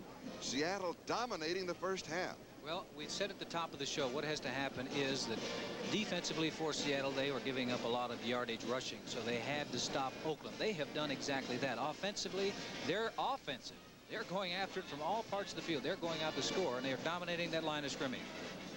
A big surprise. Seattle 21, Oakland nothing. Halftime will join NFL 78 after these messages from your local station. Good, everyone. Welcome back to our NFL 78 studios in New York. I'm Brian Gumble, along with Mike Adamle in our Highlight Center, trying to get you caught up on the proceedings of week number 8. For the Washington Redskins, well, they got off to a 6-0 start. They've now come back to the pack. They are now 6-2 after losing to the Giants today 17-6. The Giants put themselves right back in the race. They are now 5-3. Lamar Parrish out for the year for the Redskins. San Diego against Detroit. There was a mauling in the Silver Dome, and it was the Lions doing the mauling. Mike Adamle. Were the Chargers playing that badly, or were the Lions just playing well for once? I don't know. The game was sort of a mystery to me because the Chargers really needed to win this game very badly if they were to keep their playoff hopes alive, but they did not. They made one man look very good. His name was Gary Danielson, and he threw 3 touchdown passes on the day. This one was the first one to rookie wide receiver Jesse Thompson over Mike Fuller. That made it 7-0. The Chargers got back in the game when Dan Fouts, who was replaced in the second half, hit Slidell Mitchell, who's in a one-on-one situation with linebacker Tony Dakin. He goes 55 yards to tie it up at 7-7. But that was all she wrote for the Chargers as Lawrence Gaines scores here from the one to make it 17-7. The Lions pummeled the Chargers defensive line all day long, and here's Danielson's second touchdown pass of the day, 24 yards to Dexter Bussey. That made it 24-7. At that point, they scored one more time on a touchdown pass to Thompson again, 31-14. They made the Lions look like candidates for Canton. Out at Shea Stadium, the Cardinals versus the Jets today. Battle of backup quarterbacks. Pizarkowicz against Robinson. Robinson comes out the winner, 23-10, and the Jets are now 5-3. Cincinnati against Buffalo, there was a no-hitter thrown. Tom Dempsey got the win in this one, 5-0. All the runs were unearned. Mike Adamle had a look at all of them. Is it possible that you have highlights, my friend? There's a little bit of highlights. You know, I want to defend the Cincinnati Bengals and the Buffalo Bills. Both teams are down on their luck, and they were pressing a little bit today, and it showed. About the only offense that Buffalo could muster was in the person of number 47, Curtis Brown here. He was the leading rusher in the game, had 100 yards even, but that's about all they could show. That run there led to this Tom Dempsey field goal of 20 yards that made it 3-0 Buffalo. And that's the way it stayed most of the game until late in the fourth quarter. A 4th and 7 situation. Rusty Jackson, the Bills punter, went back to punt. Dennis Law, the Cincinnati return man, runs into the end zone. He thinks he can escape, but number 89, Lou Picone, picks him off. It's a safety. 2 more points for the Bills. A big offensive win for them, 5-zip. Okay, and the Bengals, like we said, are 0-8 now. Got to wonder about Homer Rice's position. Chicago against Tampa Bay. The Buccaneers, a big winner here, 33-19. The Bears have now lost 5 straight after starting out 3-0. Walter Payton, only 34 yards on 15 carries. Man who carried the day for the Bucs was Doug Williams, their fine quarterback, 12 for 19, 180 yards, threw for 2 scores. He ran for another. Philadelphia against Dallas. The Cowboys, a winner in this one, 14-7. That pushes them into a tie for first place in the NFC East with the Washington Redskins, who, as we mentioned, lost today. The Eagles' lone win was Jaworski to Kreffel. And Cleveland, Kansas City, the Chiefs, a winner here, 17-3. This final, Mike Adamle was watching it at Arrowhead Stadium. Michael, the Chiefs played very, very well against what is a good Cleveland Browns ball club. The Chiefs have lost 6 straight, and that wing tee offense had not been too effective. Teams were getting used to it. It looked like Cleveland was going to blow Kansas City right out of the ballpark. This is the opening kickoff. Number 89 is Keith Wright, a little rookie, and watch him go. He turns on the firepower, runs past everybody, even the kicker, Zenon Andrusician, finally knocked out of bounds by number 44, Tim Collier. The Brownies couldn't push it in and had to settle for a Don Cockcroft field goal.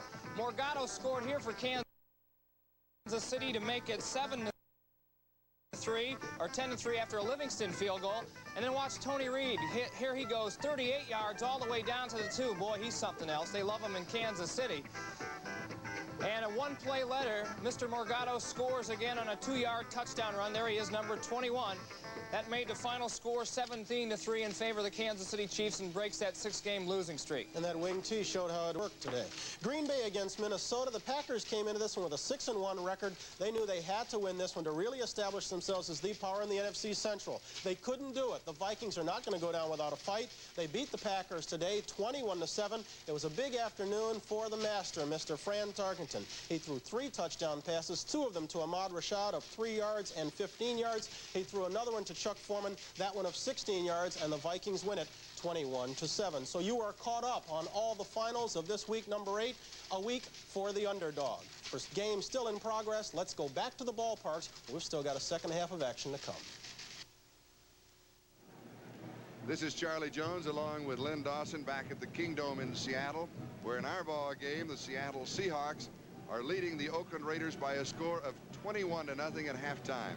Now let's check the scores of the other late ball games, or what we call the 4 o'clock Eastern time ball games in the National Football League. First, New Orleans 3 and Los Angeles 3, and that is a halftime score.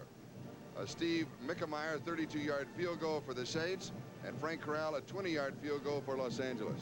Charlie, I think the only surprising thing about that score is that New Orleans is so close, because right now L.A. is 7-0, so they're so far out in front. I don't think anybody can possibly catch them, but it would be a big upset if they lost. Big game in the AFC. Miami 14, New England 14.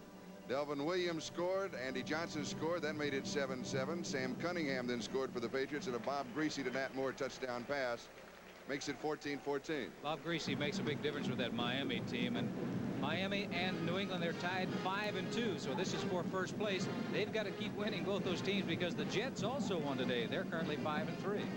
San Francisco 14, Atlanta 7. O.J. Simpson scored a touchdown in that ball game, and Scott Bull scored on a fake field goal from 15 yards out. I guess San Francisco, they're 1-6. Atlanta 3-4. The only thing a victory for San Francisco would do is keep the Boo Birds off their back for another week. All right, the last score. It is Baltimore 7, Denver 6 going into halftime. Jim Turner has 2 field goals of 33 and 26 yards, and the Bill Troop to Glenn Dowdy 19-yard touchdown pass. Well, that's a very interesting game, and the people here are really concerned about it because Denver's 5-2, tied with Oakland, and Baltimore is all but out of it, though. Again, our score 21-0 Seattle at halftime. This 1978 National Football League game is brought to you by Chrysler Plymouth, who invites you to see and compare Plymouth Volare, the solid, substantial midsize for $79, and by Schlitz. Beer makes it good. Schlitz makes it great.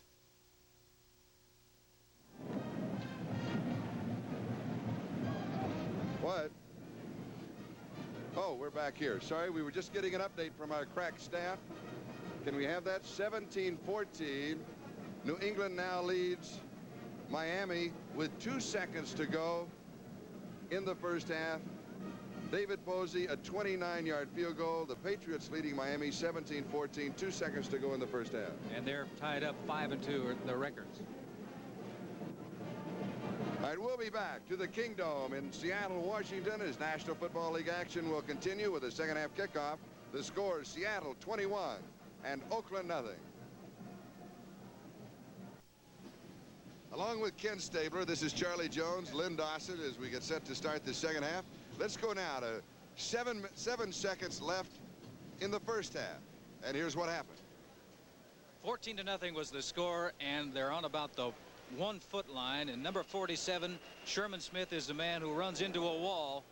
And that is number 58, Monty Johnson, but he gets in just enough to score. They go ahead at halftime by an amazing score, 21-0. If you didn't believe it the first time, I'm going to show it to you once again. But it only counts 6 points. Right. They didn't score twice, but that's good hard running because they were up against a very stiff defense. What has Oakland got to do in the second half to get back in the ball game? Hey, they've got to open it up now. They're 21 points down, and they're facing a team that is really going after them offensively. They've got to go out and put the ball in the air. They're not doing anything running with the football. Take a look at the statistics of the first half. 29 yards rushing. We said that Seattle is going to have to do one thing, that shut down that running, particularly to the Oakland's left side. They did that. As a matter of fact, Van Egan, 12 yards the first half on 4 carries. Now go down to the 4th line. Yes. Total yards. Oakland 100 yards. Seahawks 250. Then go to the last line.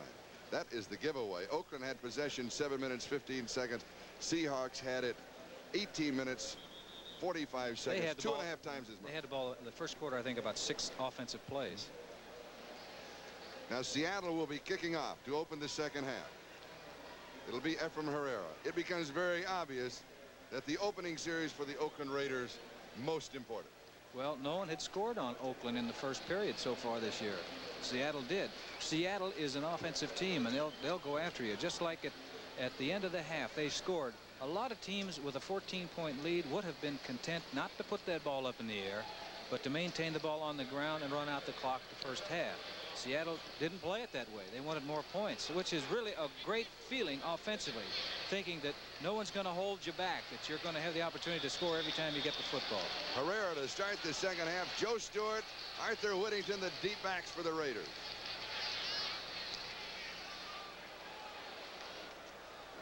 Stewart at the 50, 25, 30. Returns to around the 33, maybe the 34-yard line, where the Oakland offense will go to work.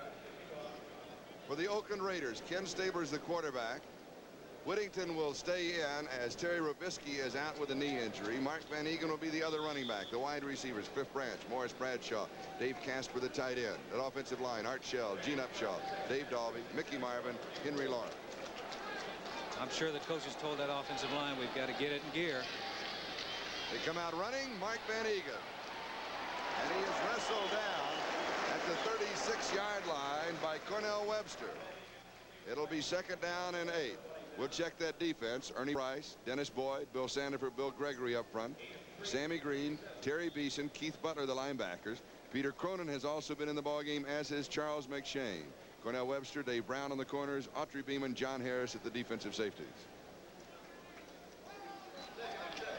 Oakland trailing 21-0. Slot right side, 2nd and 8. Stabler to throw. He goes to Cliff Branch. And a flag goes down on the play. Too high, you can't go outside Autry Beeman head. is the man who made the tackle. But where did he make the tackle? Above the shoulder pads, you leave him alone. You're not supposed to go upside the head. Take a look and see what happened on this play. Plenty of time to throw. Wide open, makes the catch.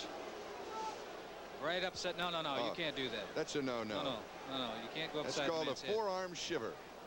That's called a hurt, and too. And it's also called 15 yards. That's right. That's one thing that Seattle doesn't need.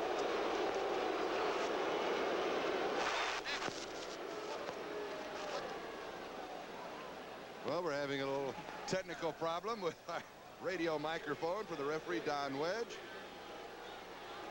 It's a personal foul against Beeman. Now 1st down at the Seattle 43. Screen.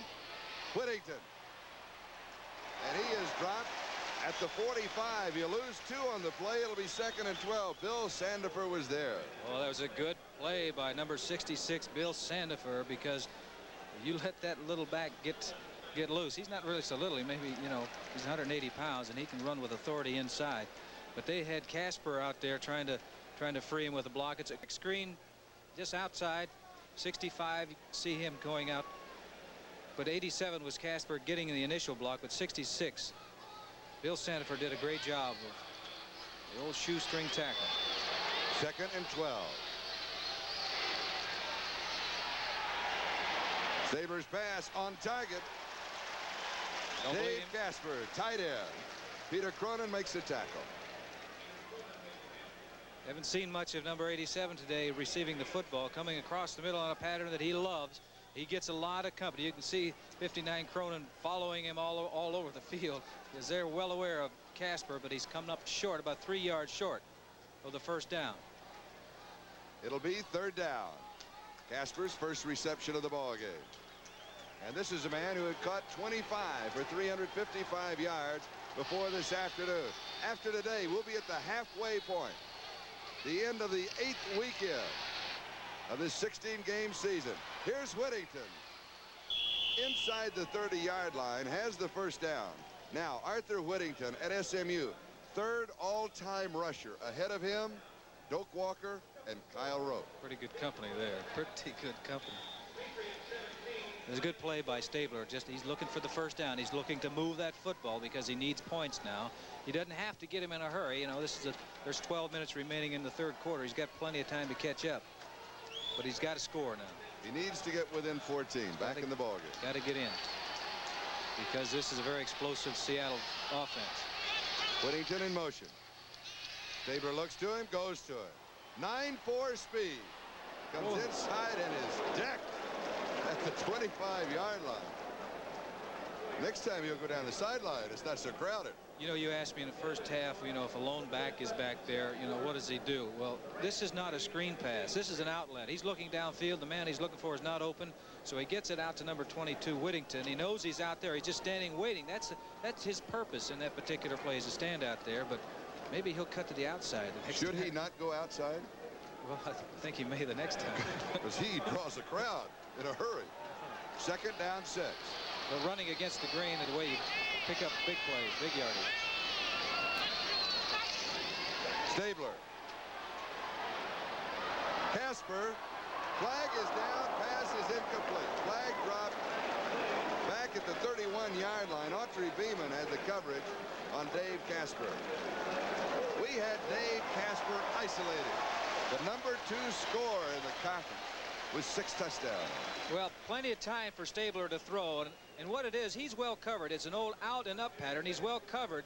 But Stabler feels number 87 is so good that I'm going to throw the ball up and give him an opportunity to outfight him or out-jump him for the ball. Unfortunately. Now, if the microphone works, here's the call.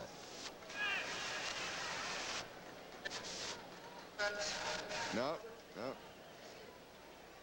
It, by the way, is a National Football League microphone. It's not the property of NBC. That's called a basic disclaimer. Let's leave it. Well, we're not taking the blame for that, right? Right. Second down. On those aging knees, he scrambles, throws, diving catch. 2 flags are down. Biletnikoff pulled it in around the 22-yard line, but now there were 2 markers down. Stabler has now completed his first 6 passes of the second half. Well, he's, you know, the one to Casper, of course, erased for the penalty. That he did Kenny did an excellent job of getting out of the pocket. He'd waited and waited and waited in the pocket and got away from trouble. Got outside of all the pursuit and the pressure, and he's able to see. That's the big point. Big point with, you know, in quarterbacking. See, he's about 6'2", and those defensive players are 6'5" and 6'6". He can't see anything now. So get out of there. Now he can see. Now he's got the whole field he can see. And he's a great thrower, and he finds Biletnikoff. Freddie can get up now if he wants to. Now we're waiting on the call. He has not given the call. They are still in conference, and they keep moving back and forth. Once they place the ball, then we'll get the official call.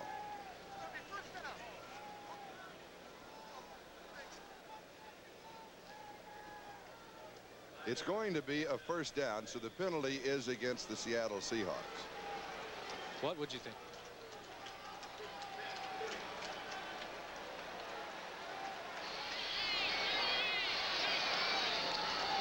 This is Charlie Jones, Lynn Dawson, Kingdom, Arthur Whittington carries for Oakland, moving to the Seattle 24-yard line. Now here's the situation in the Kingdom. We have 10 minutes 43 seconds time remaining. We're in the 3rd quarter.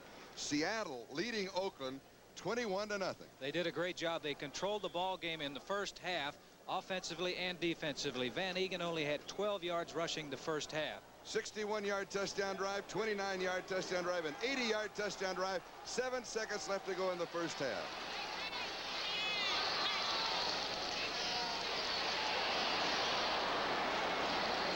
Mark Van Egan carries for the Oakland first down. The Raiders getting right back in the middle of this ball game. Mark saw something that he hadn't seen all afternoon. I'm talking about a little daylight. That's the first hole that he's had to run through all afternoon. He did 4 carries the first half, just 12 yards. Now, you can stop this man. You can stop him. You can stop him. But pretty soon, if he finds a little daylight, he's going to get through and gain some yardage. Good blocking by number 63, Gene Upshaw, and 78 Shell. 16-yard line, first down. Stabler's pass. Intercepted. John Harris has football. On a tip. The rookie from Arizona State. His 2nd interception of the year for the Seattle Seahawks. Their 3rd interception of the ball game. Well, you can't blame number 12 Stabler for this one because it's a delay pattern. He's delaying, coming underneath the coverage, and hits him right where he's supposed to. It hits his knee, and of all places, bounced straight up in the air. The only one there is the Seattle defensive man, John Harris, number 44. Talk about bad breaks. Oakland has definitely had them this afternoon. Good break for Seattle, and it was a 9-yard return by John Harris. Right there, hit his knee and bounced straight up in the air. He actually made a good one-handed catch. So when we come back to play, the Seahawks will have the ball on their own 11-yard line, and they will have a first down. 9 minutes 35 seconds time remaining, 3rd quarter. Bad break for the Oakland Raiders. Really bad, because they were moving the football and they needed to get a score. They needed to move in and get a score and change this football game around, change the momentum around. Now they're faced with a situation that it's demoralizing to a degree, but that is not going to bother the Oakland Raiders. They've been through this many, many times. Sherman Smith and Don Testament are the running back.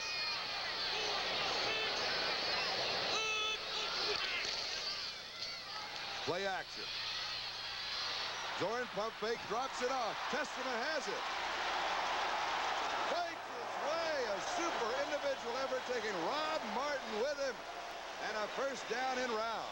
Oh, that was a great play by Zorn also, because with his faking, he was looking to go to number 87, who's blocking in there and going across the field. He's looking for him, but he's well covered. Now had the ability to pull it back in, not throw it.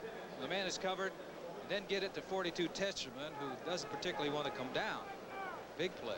Ready for this? For Testerman, his second reception of the year. His first one was for 0 yards. Well, he wants to let them know that he can catch the football and get it to him more frequently.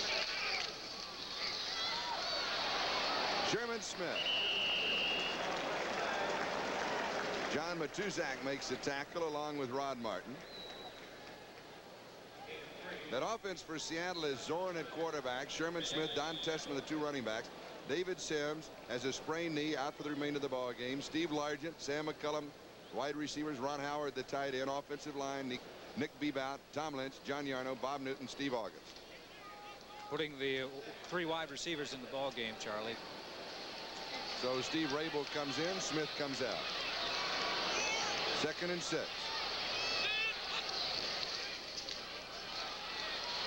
Screen. Nobody to screen to. He's got to go. He's got to run himself. Flag is down. He will lose yardage on the play.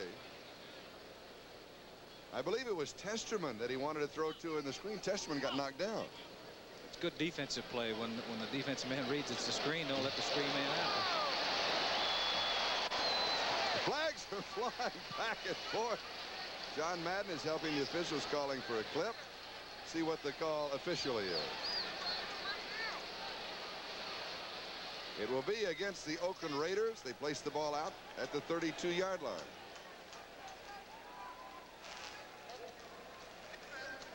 Defensive holding, and that carries with it an automatic first down. Yeah, that's that back wanted to get out, and they wouldn't let him out. But unfortunately for Oakland, it looks like the officials saw it also. Seattle, their own 32-yard line. That defense is John Matuzak, Mike McCoy, Pat Toomey up front, Ted Hendricks, Monty Johnson, Rod Martin, and Phil Villapiano. Linebackers are Lester Hayes, Monty Jackson, Charles Phillips, Jack Tatum in the secondary. Sherman Smith, 40-yard line, a gain of 8. Ted Hendricks and Rod Martin with the tackle. Well, they're doing an excellent job of mixing up the plays. Screen passes, throwing the football, runs straight ahead, making Oakland play defense. Make them guess. That's the secret for a good offensive team, is make that defense guess what you're going to do. Don't let them dictate to you what you can do.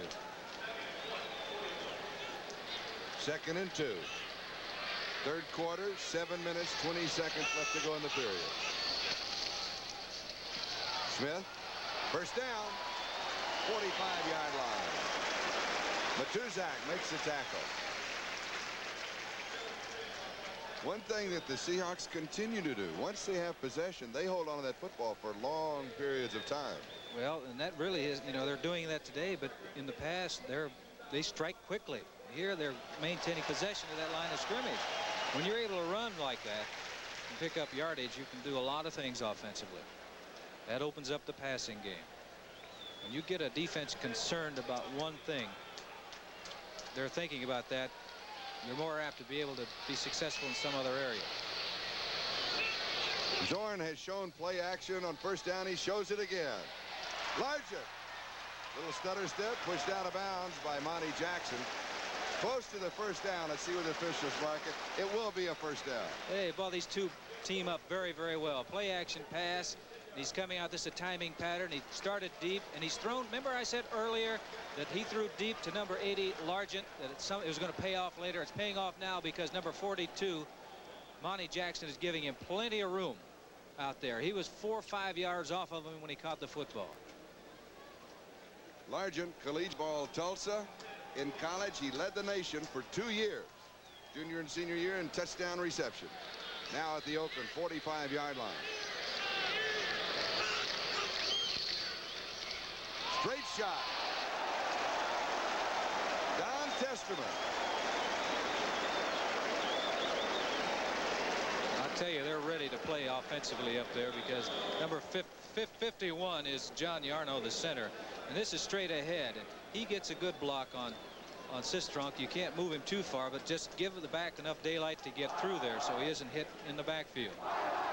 Al Hunter comes in. Smith comes out.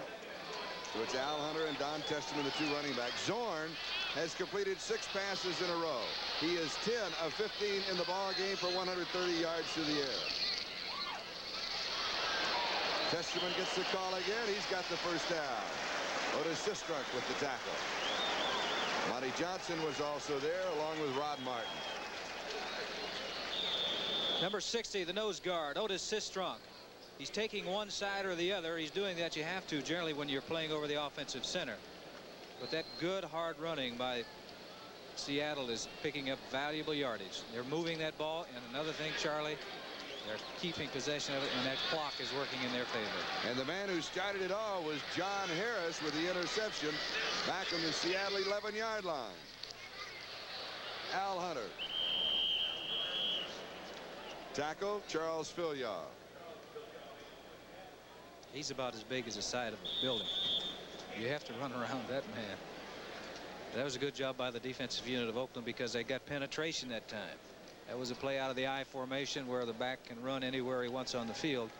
But 2 or 3 defensive men got penetration and shut that play off. Willie Brown comes in. 5 men in the secondary anticipating a pass. 3 wide receivers for the Seahawks. 2nd and 9. They give instead to Testament. And Don moves to the 26-yard line. It'll be 3rd down 3 as Matuzak and Villapiano were there for the Oakland Raiders. Boy, Testament's a tough runner. Well, he's hard. He's big enough. He's a big, strong. They're talking about his great running ability. I'm sure he doesn't have the lateral mobility that Sims and Sherman Smith has, but you know, tough yardage. You want somebody that isn't going to dilly-dally. You want somebody who would say, hey, make up your mind and go. He does that. 3rd down 3. Now, with 5 seconds on the 30-second clock, officially 4 seconds, Seattle takes the timeout. One of the problems that they've had, getting plays in and out and deciding what they're going to do. We've got a timeout on the field. 3:50. Time remaining. 3rd quarter, Seattle leads it 21-0. Charlie Jones, Lynn Dawson, Dave Stern, our producer, Barry Stoddard, our director. Boy, they're doing a super job. They really are. And by the way, congratulations to all of our cameramen and slow motion disc operators, Vidifone operators. Tremendous crew here. I want to say hello to my cousin. All right, back to football. 3rd down 3. 26-yard line of Oakland. Zorn rolls, throws, pass is complete, and a flag is down. Testament pulled it in. Monty Jackson was there for the defense in the conference. We seem to be having a lot of penalties here. Offensive pass interference. Zorn had to throw that, I think, underneath the Stork, 83. That Hendricks was coming in there. Well, that's no way all he right. could throw over. Ted 6'7", 220. No, go underneath. All right. They get into a lot of passing situations Oakland likes to bring.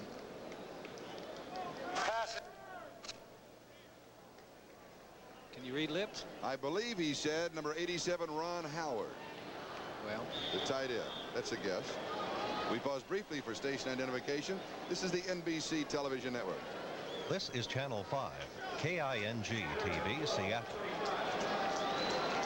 This is Charlie Jones, Lynn Dawson, 3:42 time remaining, 3rd quarter in the Kingdome. Upset working, Seattle 21, Oakland nothing. 3rd and 13, quarterback draw, 3rd time. He has called this play, and it has worked all 3 times. Jack Tatum makes a tackle. I started to say gutsy call, but it came from the sideline, didn't it? That's right. As you said, this is the 3rd time that he's called this play. It's a quarterback draw. Now he goes back. The backs get out of there, hoping to get the linebackers out into pass coverage. Now the great running ability of Jim Zorn comes to me. But, you know, the thing is, the more you run, the more times you expose that body to being punished. And there are some defensive people back there that do not like quarterbacks running with the football. 4th down and 1 at the 24-yard line. 2 tight ends. Actually, 4th down about 1.5 yards. It's a long one. We've got flags. Oakland jump. They may have been pulled. Let's wait and see. Testerman carries, and he is close to the 1st down. Does not have it by a large margin. If he has it at all, offsides Oakland, it'll be a 1st down. Very good call by Jim Zorn. I say call because what he did, he changed his cadence down there. He altered it. Took longer for the ball to come. You see Matuzak to Tuzak is moving. You can see that the 2 of the defensive men of Oakland moved on the play. But he's changing his cadence, his rhythm, which is generally veteran quarterbacks will do that, and you don't find that too often in a young quarterback. But I think that this young Jim Zorn is maturing rather rapidly. He's a young veteran, isn't he? Yes, he is. He's a good one. 19-yard line of Oakland, 1st down. 2 minutes, 44 seconds, time remaining. 3rd quarter. Seattle 21, Oakland nothing, and here come the Seahawks again.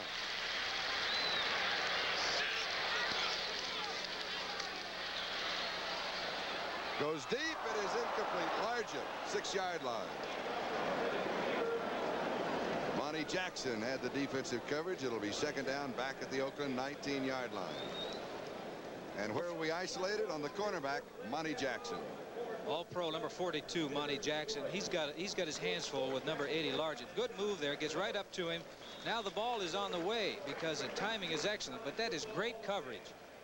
The ball is thrown high, and Jack Tatum coming in. He always is there, isn't he? He's always around. Hey, that's his territory. You get in the middle, you're going to run into number 32, Jack Tatum. Monty Jackson with an interception in the 1st half and a 24-yard return. 2nd down and 10. Flags are down. Sherman Smith. Testerman moved before the snap of the ball. It'll be 5 yards against Seattle. Now I've got a question. 1st half we had very few penalty flags until the last couple of minutes. All of a sudden the 2nd half, it's flag day again. What causes that? Well, Oakland is 21 points down for one thing, and they've got to make things happen. When you do that, you get over anxious sometimes and make mistakes that you ordinarily would not make. Illegal motion. That's the call. Don Testerman, number 42, with the illegal motion that Lynn picked up. He's moving right there, just a fraction before the count. I said that Zorn did a great job of changing the cadence on that 4th down situation. Good thing that he didn't do it to his men. It'll be 2nd and 15. The Oakland 24-yard line. Point of reference, they are within field goal range for Herrera.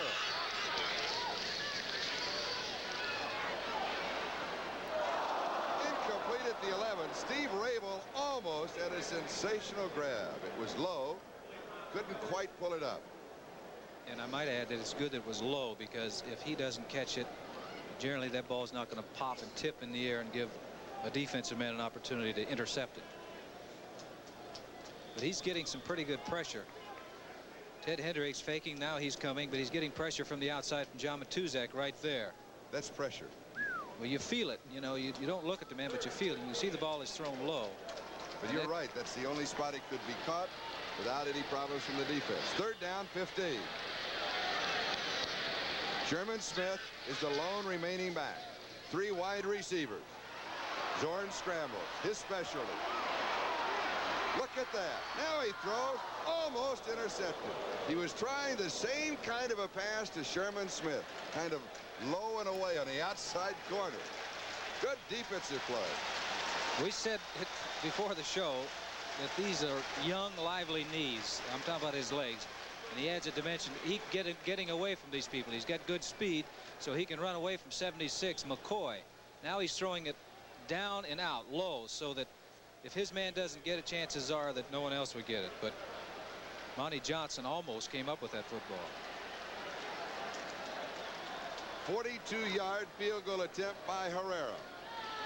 He has split the uprights 3 of 8 times this year. It is up. It is good. Herrera for 42 yards out. It is Seattle 24. Oakland nothing. 2:16 left to go, third quarter. 2 of the big games next week on NBC. San Diego at Oakland and Denver at Seattle. Joe Stewart and Arthur Whittington are deep as Herrera will be kicking off from the 35-yard line. Time of possession on that last drive by Seattle, 7 minutes and 19 seconds. Oh, Whittington. That's tough on an offense. I'm talking about Oakland's offense to sit around there and wait that long to get that football. Whittington returns to the 22-yard line. 15 yards on the return. Cornell Webster made the tackle. Now in the ball game, Seattle has been on offense 3-1 in time of possession of the Oakland Raiders. That's the game, you know. If you're on the field and have the football, the other team cannot score. Oakland from their own 22-yard line. First down, Stabler, 10 of 17, 94 yards. But Kenny has been intercepted 3 times. Mark Van Egan, 22 yards, 6 carries. Total rushing yardage, only 46 yards for Oakland. Screen, intercepted. Fourth interception of the ball game for Seattle. I don't believe that. Bill Gregory. Talk of infiltrating a screen. He's saying, look what I found. Stabler threw the ball right to him. It was a screen pass. Number 77, Bill Gregory. That's what I mean about standing on the sidelines for so long and getting into the ball game. You get anxious. And here you got Van Egan trying to get out in the screen. He doesn't. He gets popped by 77 Gregory, and Kenny throws the ball right to him. I get when things go wrong, they go wrong. And when they go right, they go right. Depends on which side of the television set you're sitting on. I've been there. I've done that before. I throw that ball on a screen pass, throw it to that offensive or defensive lineman. I told him I didn't think he had very good hands, but he proved me wrong. At the Oakland 13-yard line, first down Seattle. Sherman Smith, maybe a yard, if that much. Otis Sistrunk was there. You just got through talking about time of possession. You know, they had to play, what they have it, 10 seconds? That's about it. Now it's back to the people in blue, and they're on about the 13-yard line, threatening to win again. No gain, 2nd and 10. Minute 35, time remaining, third quarter in the Kingdome. It is Seattle 24 and threatening. Oakland nothing, and Kenny Stabler has been intercepted. Look at that, 19 times. You don't think Zorn would go to that quarterback draw again, would he? He's been there 3 times. Fires, tipped, incomplete. Oh. Charles Phillips. Oh, that was a quick 6. 6 points, unless Zorn might have had the speed to run him down, but that was 6 points. He was trying to throw the ball to 83 Rabel. It's a timing pattern. And 47 Charles Phillips played this ball very, very well. Villapiano coming in, putting some pressure on, but he had plenty of time throwing the ball down and out. Right there, mister. He gets his hands on that ball cleanly. He's straight up the sideline. Nothing, but it used to be grass, but now nothing with this carpet in front of it. Third down and 10, 13-yard line. Zorn has missed the last 4 in a row after completing 6 in a row. Here it is. You're right. But this time they were waiting to lose a couple. It'll be 4th down and 12. Herrera will come in with a field goal attempt. The reason that didn't work is because number 41 Villapiano is coming from the middle of your screen right there. He's blitzing 83 the Stork. Ted Hedrick's coming also and shutting off that play. They weren't going to give him any time to throw, and they were looking for that play. From the 22-yard line, an attempt of 32 yards on the field goal. Herrera 1 for 1 from 42 yards out just moments ago. A minute and a half ago. It is good. It is Seattle 27 and Oakland nothing. Herrera now with field goals of 42 and 32 yards. 39 seconds left to go in the quarter. Scuttle the Raiders, and they certainly have this afternoon. No doubt about it. It's Seattle 27 and Oakland nothing. 39 seconds left to go, third quarter. Lynn? Oakland's in trouble. You know, they have to strike quickly now. What a masterful understatement that is. That's right. Things have happened to him early in the second half, the third quarter, when that ball popped from Morris Bradshaw's knee. They were going in to score. That was really a big play in this ball game. Big interception by John Harris. Stewart and Whittington are deep. Whittington at the 10-yard line. 12 yards on the return. They are popping out there. Peter Cronin makes the tackle.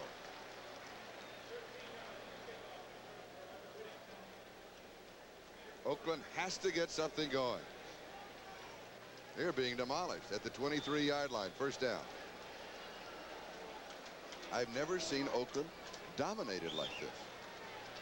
I haven't either. I've been watching that football team for a lot of years. Greasy to Tillman, a 4-yard pass. Miami leads New England 21-17. That score just in. Pass is incomplete to Whittington. They're not looking at the football. They're thinking about getting that big run after they make the catch, but they've got to think of the first things first, and that is catch the football. Now, that was a very catchable ball. It was down low and a place where you wouldn't think it could be intercepted, but he almost gives him an opportunity. He's got to get down with that ball. He can't stand up and put his hands down there. He's like an infielder. You go down, catch the ball, and then make your move. With 6 minutes to go in the third quarter, Miami leads New England 21-17 to Bob Greasy to Andre Tillman, touchdown pass. Stabler to Whittington. Has the first down. Out of bounds at the 41-yard line. Cornell Webster was there for the defense. Now he did. You know, that time he really looked at the football and followed in, made the catch before he made any move. A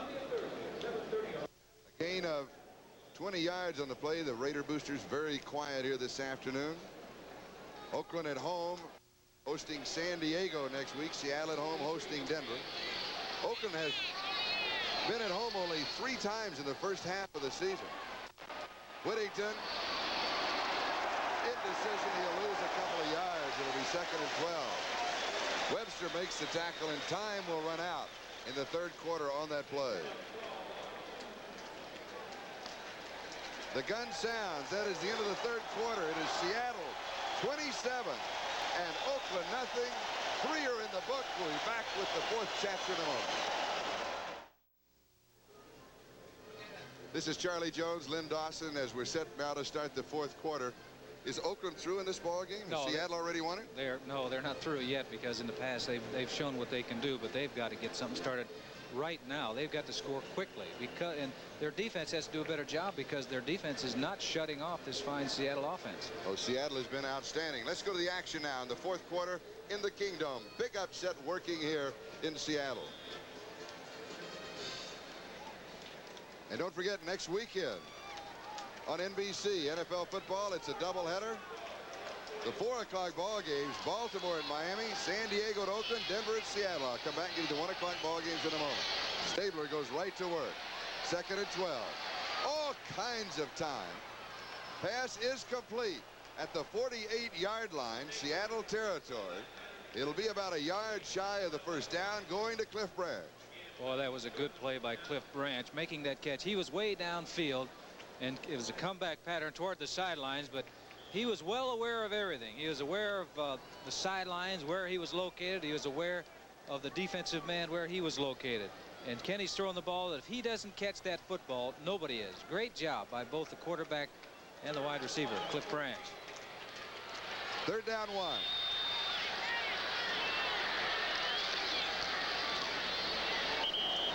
It'll be a first down for the Oakland Raiders.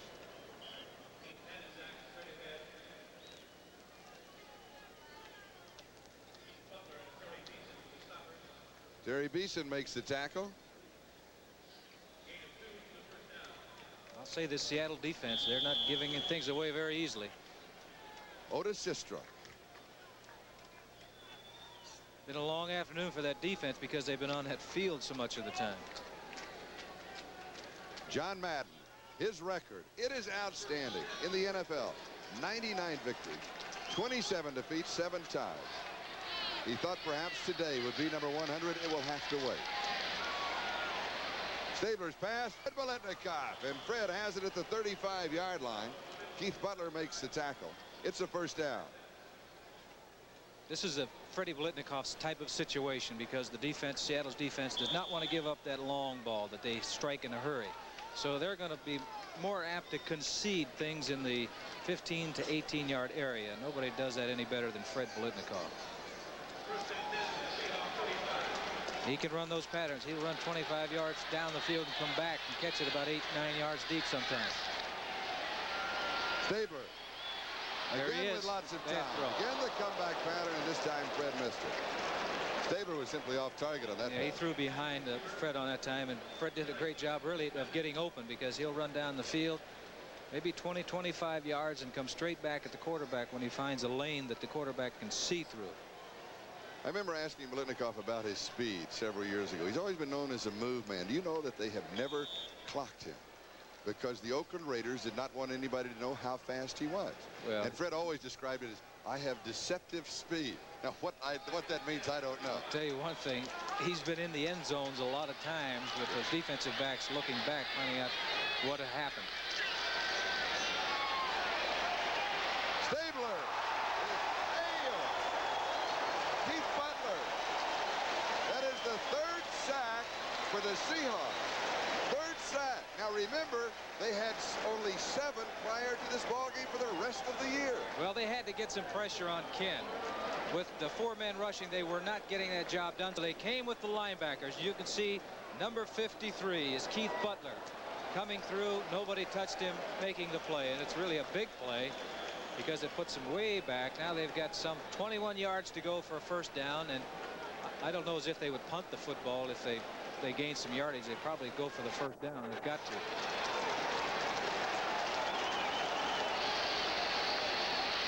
Seattle leading 27-0.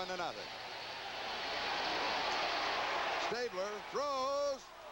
Incomplete, almost intercepted. Dave Brown almost picked it up. Bradshaw. Morris Bradshaw, the intended receiver. Well, doesn't seem to be Oakland's day right now. Which is another understatement, but standing ovation for the defense. They've done a tremendous job, particularly on the last couple of plays, forcing Oakland to punt, because had Oakland made some yardage on that play, I think undoubtedly they would have gone for the first down, but they're right now in a position that's too far to go that they've got to punt it away, and they've got David Hum of Oakland warming up on the sidelines. Ray Guy to kick.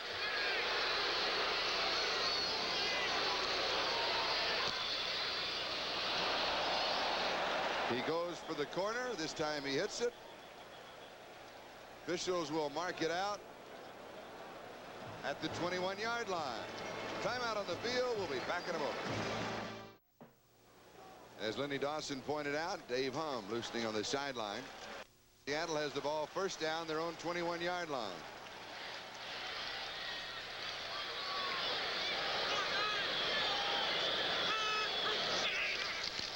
Zorn to Sherman Smith. And Smith has 5 yards on the play. Charles Phillips makes the tackle. It'll be 2nd and 5. Score in on that Miami-New England game. With 1 minute left in the third quarter, it is now New England 24, Miami 21. Horace Ivory scoring from a yard out. Big ball game. That's for first place in the East. And also, that sets up the games of next week. And here they are. Baltimore and Miami, San Diego at Oakland, Denver at Seattle. Those are all the 4 o'clock games. 1 o'clock games, Buffalo at Cleveland, Houston at Cincinnati, Kansas City at Pittsburgh, and the Jets at New England. Don Testerman gets the call, but Tuzak stops him. 28-yard line, a gain of a couple. It is 3rd down and 3. 3rd down and 3. Zorn, quarterback draw. And this situation has been his favorite call. I don't think so in this particular situation, because 3 yards, they can look for a run also. And I think what is happening now, that Oakland has made up their mind that they've got to put some pressure on that quarterback, and they're going to have to start sending the linebackers. So you look for him to throw? Yep. And he will. And it's there. Largent has it. First down out of bounds. Steve Largent. That looked like it's something I've been watching for years. It looked like Stabler to Freddie Bolitnikoff, the timing involved there and the way that they ran that particular pattern. Largent, number 80, did a great job of making sure he got that defensive back turn, that is, turn to run deep. Plenty of time to throw. And now come back toward the quarterback and toward the out-of-bounds marker. See, there's about 4 yards of separation between the receiver and the defensive back when he makes the reception, which meant that he drove that defensive back off. Largent, 4 receptions, 67 yards. Both backs in the block. Going deep, it's Largent. Tip, incomplete. Oh, my, Lester Hayes. Excellent cover. Oh, it was great coverage. But he still almost pulled it off. Woo! When you talk about concentration and looking at that football, following that football, everybody in the block, he's going up top. He's going downtown for 6 points. Now you're going to take a look and see that Largent is looking at him, look at that football. Look at him follow it now. You can see it right there. Look at his head and his eyes. He's looking at it. Almost comes up with a fantastic look at that. Even there, he followed that ball all the way down to the turf. Beautiful. That is what receiving is all about, and that is what great receivers do. That follow that ball, and they have one purpose only, and that is to catch that foot. That's his, he figures. Now, we know that Jim Zorn is a very proficient juggler, appears on television shows. I didn't know that Largent was also a juggler. He must be teaching his receivers, too. Second down and 10.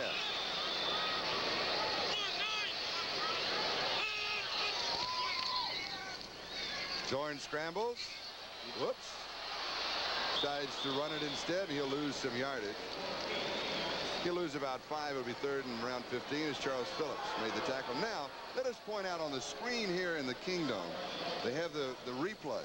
And that replay was so exciting that all the players stopped playing and they were watching Largent and his juggling act. There it is. That's the replay screen.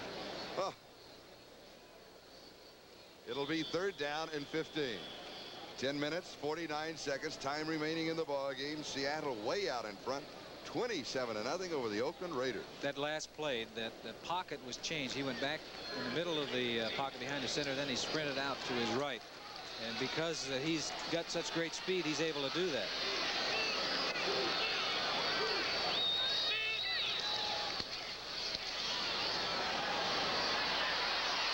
Zorn having pressure. Now he scrambles. Turns around the corner and scoots out of bounds. He goes out at the 47 or the 48-yard line. But it will still be fourth down in a punting situation.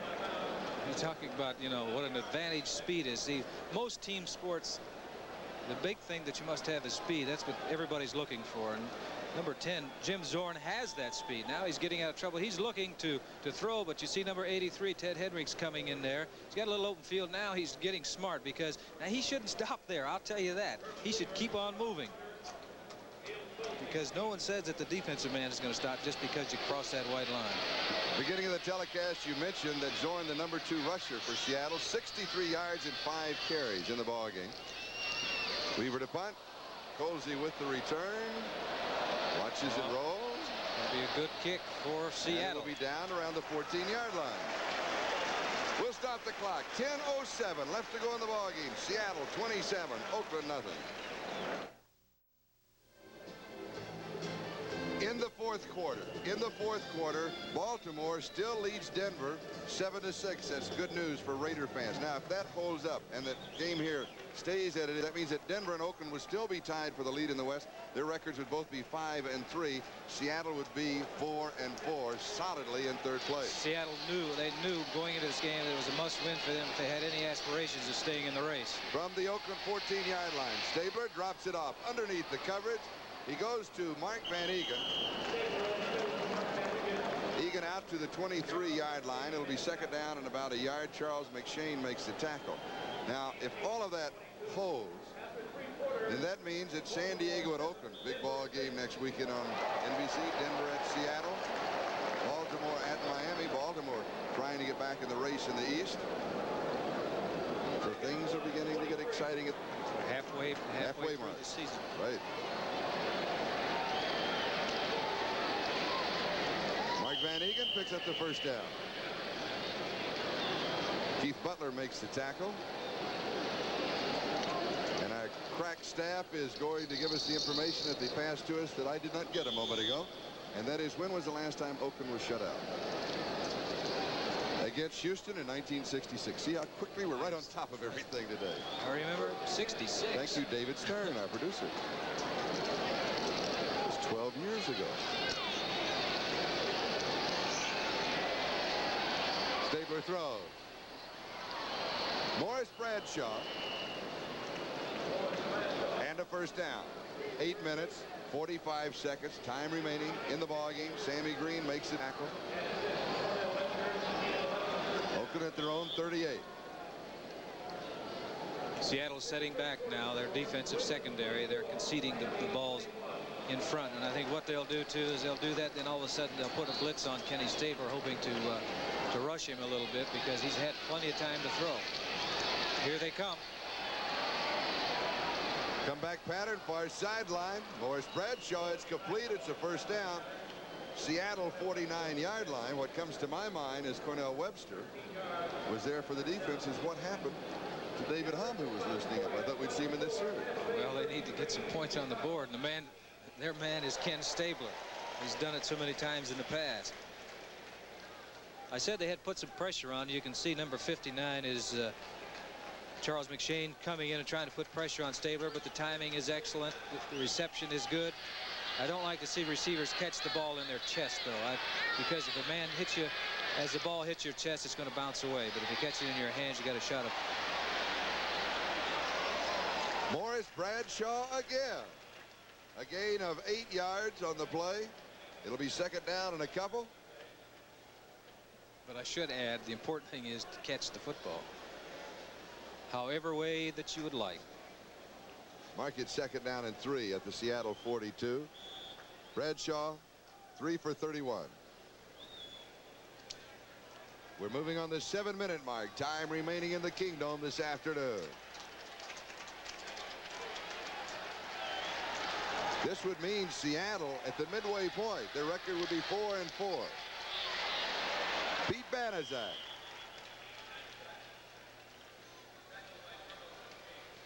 There's a man that comes in, and whenever he comes in, things seem to happen when Pete's in the football game. He gets the job done. I think they've been trying to cut him for years now. They have. I think they cut him every preseason. They bring him back because they need him. Well, they sure do. He's a good one. I like it. He's their money ball player. First down at the Seattle 35-yard line. Pete Banaszak in his 13th season.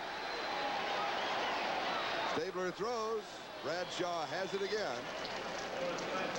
A gain of 5. It'll be second down 5. Cornell Webster makes the tackle. From the Seattle standpoint, is taking Oakland a lot of times. Completed passes. Clock continues to move. 6:05 left in the ball game. This is what the Seahawks want to do now. This is their game right now. They have an ally, and that's that big clock up there that's ticking away. It now says 5:53 on it. I thought you were going to say the big clock in the sky. There's no sky here. This thing is enclosed. Second and 5. Draw. Whittington. All right. First down, Arthur Whittington. Peter Cronin with the tackle. He's exciting to watch. Well, he did all this on his own because he was penned up about 3 yards in the backfield, as you'll see. This is a draw play. He's looking for some place to go, and he can't seem to find it. Shane gets a hit on him. It doesn't bring him down. He's fighting and scrapping. Big Henry's out in front, fortunately, and just enough for a first down. I don't know about the coaching staff at SMU. When he was first there, they had him playing as a defensive back. And he begged them to let him run with the football. They found out he could really do it. Stabler throws. Cliff Branch. He's in. Oakland is on the board. 27-6 with 4:57 for Kenny Stabler. That is his 7th touchdown pass for Cliff Branch. Are you ready? Yes, first sir. touchdown of the This is season. the first TD reception for Branch. He makes the catch in front. And great speed will do this for you right here. There are 3 or 4 defensive men around there, but that great speed, he just ran by 3, 4, Seattle football players, defensive players that had a shot at him or could have had a shot at him. Errol Mann to attempt the point after. 22 yards on the pass play. An 86-yard touchdown drive. It is good. The score, Seattle 27, Oakland 7, 4:57 left in the ball game.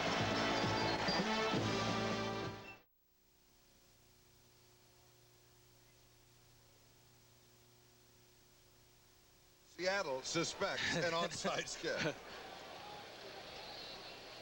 We talked about Herrera. Seahawks have been successful 4 or 5 times. Here's Ray Guy. No, he goes deep. That is a surprise. He should down that ball in the end zone. Oh, no. Now he's down. Now he has to go. Rufus Crawford. Oh. Indecision. Returns it to the 12-yard line. They will work on this, or it'll be mentioned next week, because he has nobody to block for him. Stay there. Stay there. Oh, he heard me a little too late.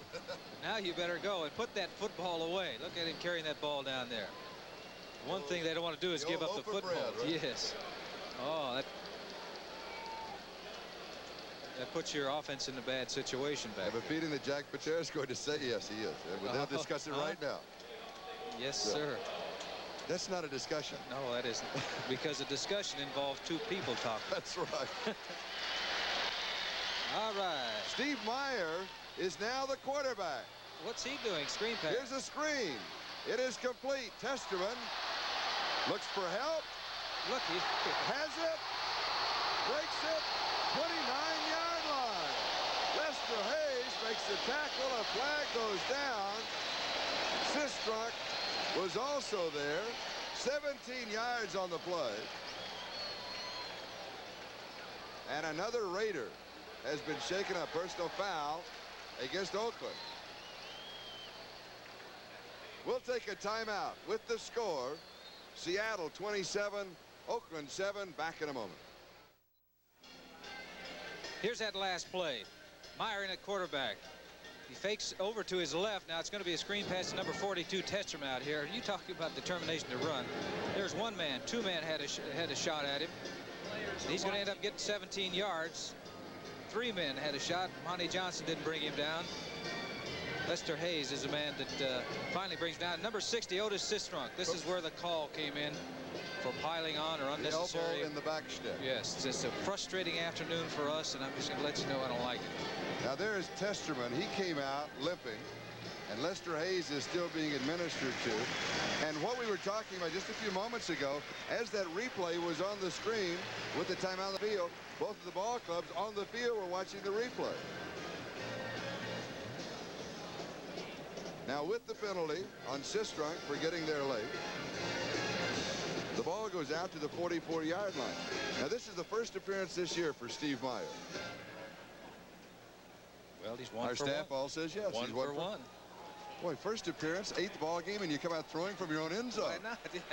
And he ran in the end zone to make the throw, too. They're going to be coming after him. I'll guarantee you that. Oh, but too soon. Matuzak got there too soon. Now he pushes off of Steve August, and Matuzak takes a swing at him. He's got to be gone.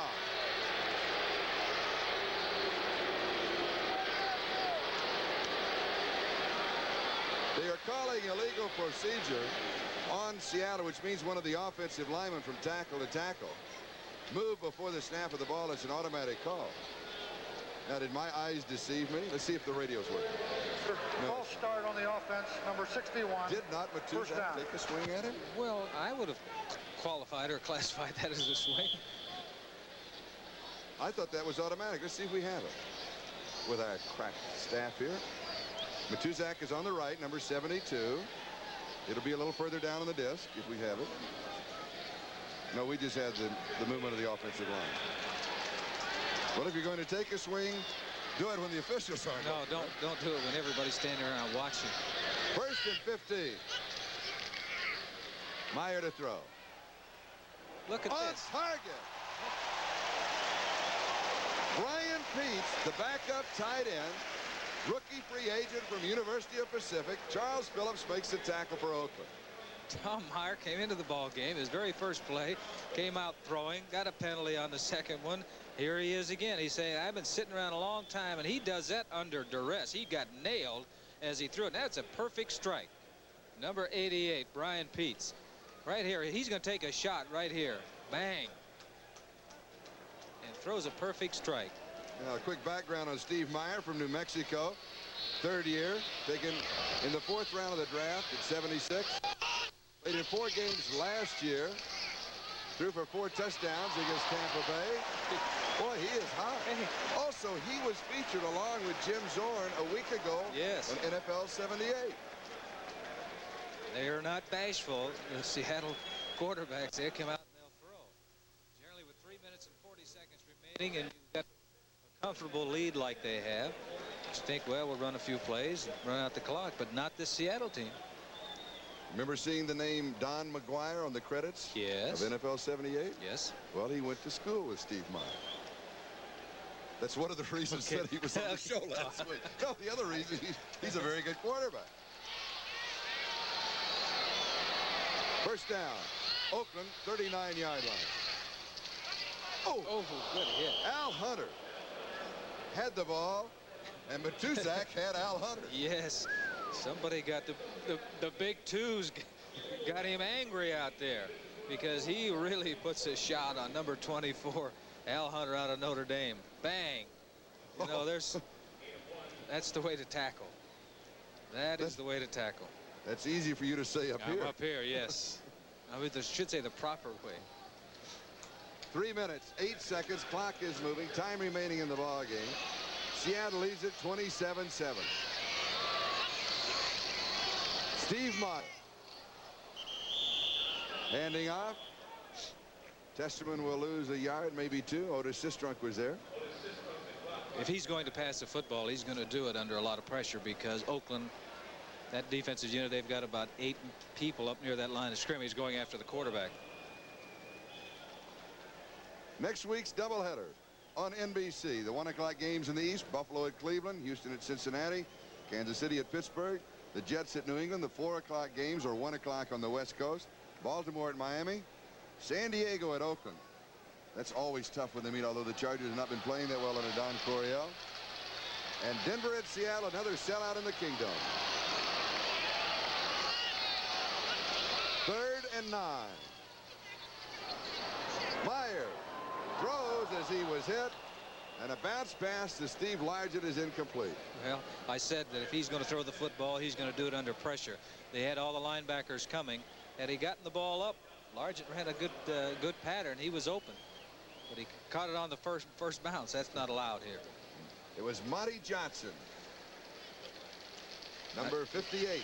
You got to realize the defense is mad. They're frustrated because they've been on the field all day long, and the other team has been doing so very well. So this is the way you're greeted sometimes as a quarterback. Sometimes you pay for the privilege of throwing. Neil Cozy is set to return the kick of Herman Weaver. 2:07 left in the ball game.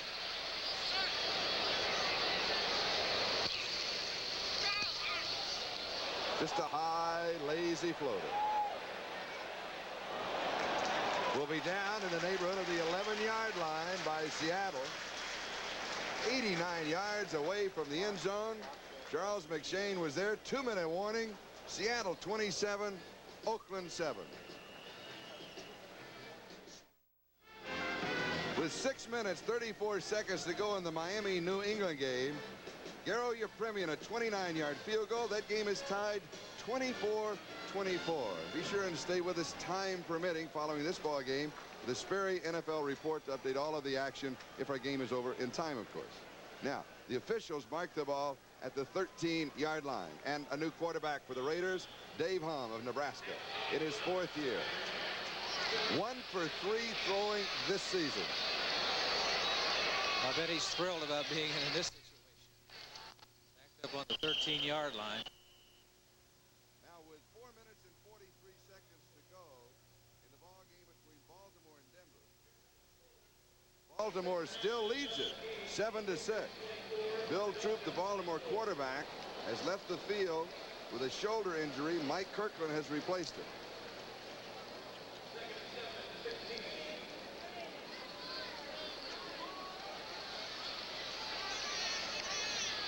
2nd and 6. Arthur Whittington. Good job by that Seattle defense. You see the way that they would string that play out, gave him no place really to run, no gap to shoot up in. Did a good job defensively.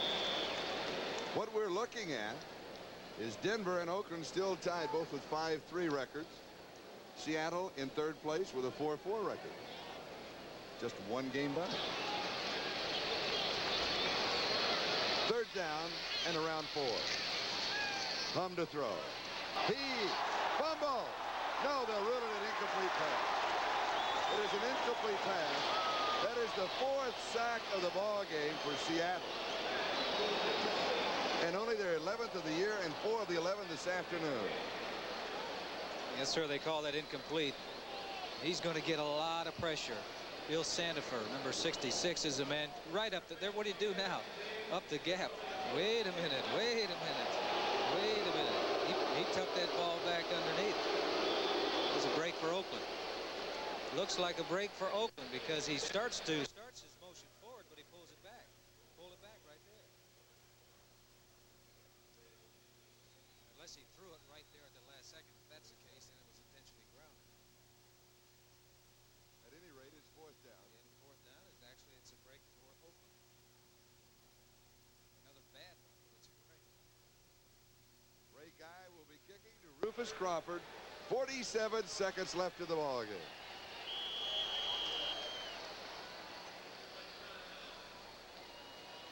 We lost our audio momentarily. A little technical mishap. Maybe it was switching again in Burbank. We'll blame it all on them. No. Blame it on an instant replay up there. All the players are watching. Now Ray Guy set to kick.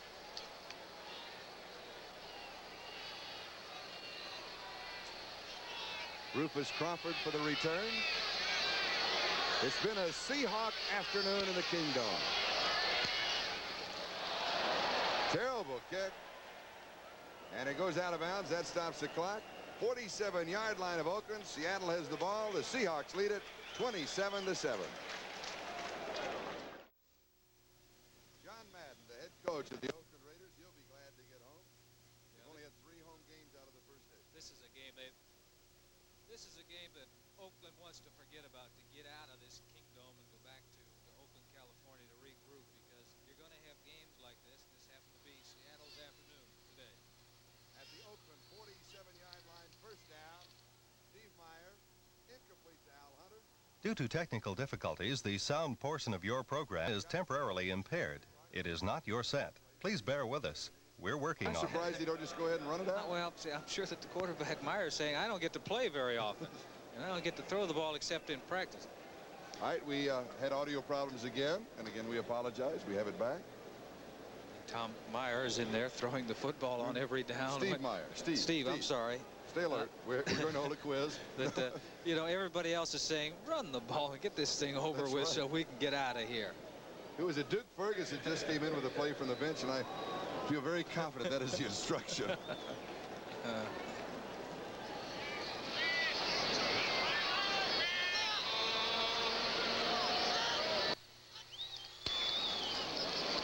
He's going to keep throwing. Incomplete. Duke Ferguson, who came in with the play, is the intended receiver. So apparently Jack Patera just says, hey, you know, everything's working. Let's stay with it. What this could be, too, is he hasn't had much opportunity, much work. He hadn't completed in game condition. Right. So they're saying, you know, we know that he can hand off the football, but it's not, I don't think, to rub it into Oakland, run up the scores, is to give Meyer some work under game conditions. So in case anything happens to Zorn, you know, which happened last year, he missed several ball games because of an injury. Jim Plunkett now with the Oakland Raiders on the sideline. 31 seconds left to go in the ball game.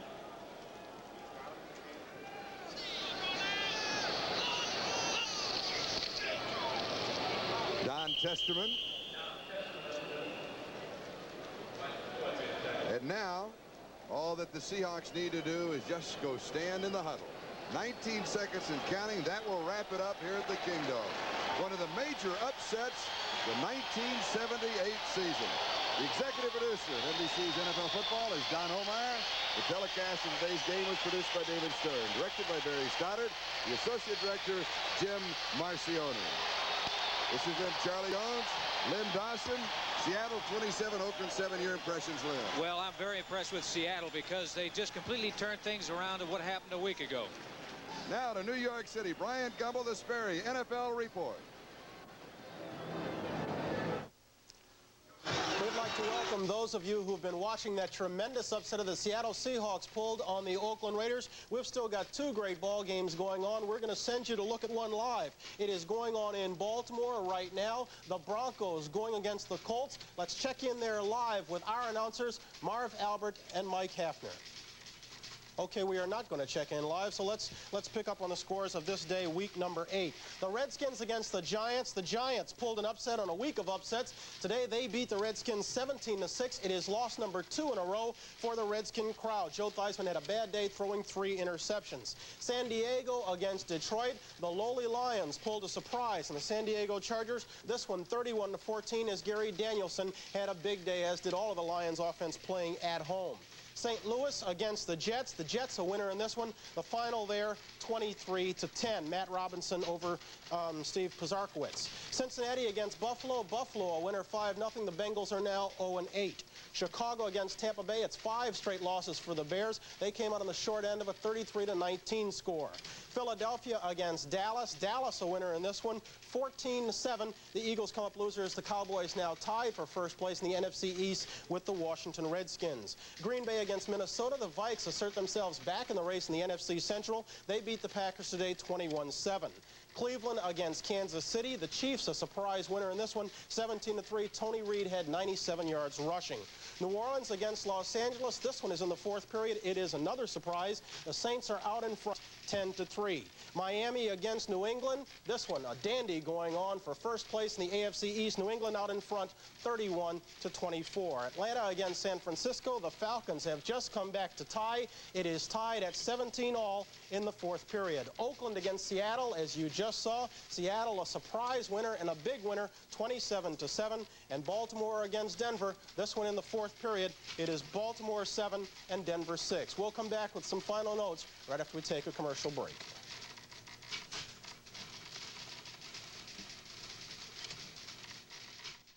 That's it from here. Let's go to Foxborough for the ending of the Patriots-Dolphins ball game. Tackle. You heard the whistle. The timeout stops the clock with 1 minute 27 seconds left. We welcome the fans that have been watching the Raiders and Seattle from the Kingdome. And what an upset there, 27-7. But the West Coast spelled upset today. Look at this final. From the Coliseum in Los Angeles, the New Orleans Saints have handed the Rams their first loss of the year. 10-3. Archie Manning hit Tony Galbraith 19 yards for a touchdown in the 4th quarter. Miami Dolphins and the Patriots football game still in progress at this time with a score 31-24 in favor of the Patriots. Immediately following NBC's football coverage, The Wonderful World of Disney. You'll see part 2 of Now You See It, Now You Don't. We'll start over most of these same stations except for the Mountain and Pacific Time Zone stations where it will be seen in its regular time. So stay with us. You'll see The Wonderful World of Disney in its entirety. What an outstanding game we're seeing here, Dick, as you see Grogan on one side and Greasy on the other. The hottest offensive performance we have seen all year, and I think the best game I have seen offensively in several years. Both quarterbacks utilizing the receivers, great running games on both sides of the line, but New England appears to have gained the better of it if they can control the clock in this last minute and 27 seconds. Right now they've got a big down, 3rd and 7. Let's see what they can do with it. And Miami has 1 timeout remaining. You saw Bob Greasy getting ready should the Dolphins get the ball and go into their hurry-up offense. Flag down, and so is Andy Johnson at the 40-yard line. It appeared to be Don Calhoun moving too soon. Motion penalty, and that stops the clock and saves Miami a timeout. And it will also be declined. They won't take the penalty. They'll take the down. They'll make it 4th down. Going to be 4th now and 7 yards as there was no gain on the play. Miami obviously wants the football back there. The Executive producer of NBC's NFL Football is Don Ohlmeyer. Today's telecast produced by Michael Weissman, directed by Ken Fouts, technical director Horace Ruiz, our associate director Sam Kirschman. The only native of Antarctica to make it in network television. Sam with us today here in New England. Ball at the 40-yard line. And that's Gerald Wilson, the veteran kicker, trying to pin Miami as deep as he can. And you can believe that Miami is coming for this punt. 10 men on the line. They want to block this one and take it in. Nat Moore, the only man back for the Dolphins at the 5-yard line. Here they come. Ball away. Good kick. Great kick. Out of bounds at the 2-yard line.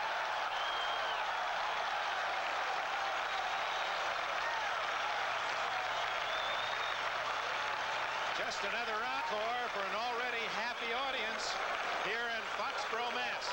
We pause briefly for station identification. This is the NBC Television Network. You're watching Channel 5, KING TV, Seattle. 98 yards away from a tying touchdown.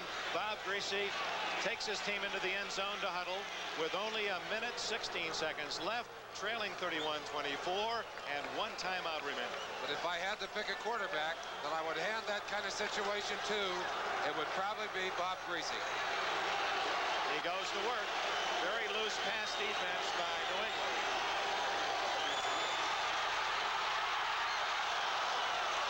To Tillman, Andre Tillman, who has almost equaled his entire season total of 9 catches.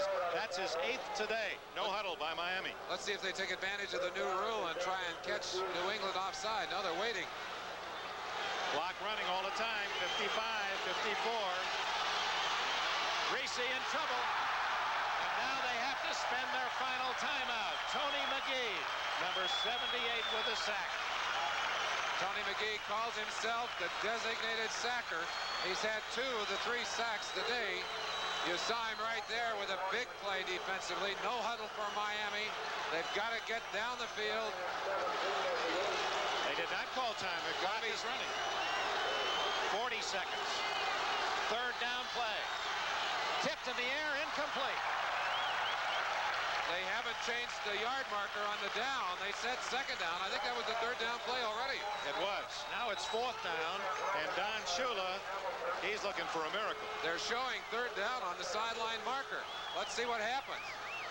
It is not 3rd down, but 4th down, and the ball, with the clock stopped, 36 seconds remaining in the game, rests at the Miami 7-yard line, where it is 3rd and... I don't think they know, Dick, that they've got the wrong down marked on the down. 3rd down. They've had 3 plays. How can they show 3rd down? Well, we're going to soon learn whether that's a factor or not.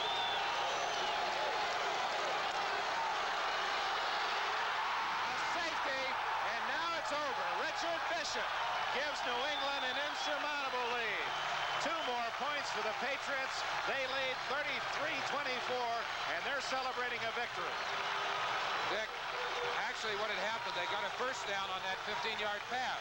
So it was, in effect, 3rd down. We had forgotten to recognize that 1st down pass on the 15. But, of course, the game out of reach now for Miami, not only in time, but also in points. What a great finish. What a way to cap it off for the New England Patriots.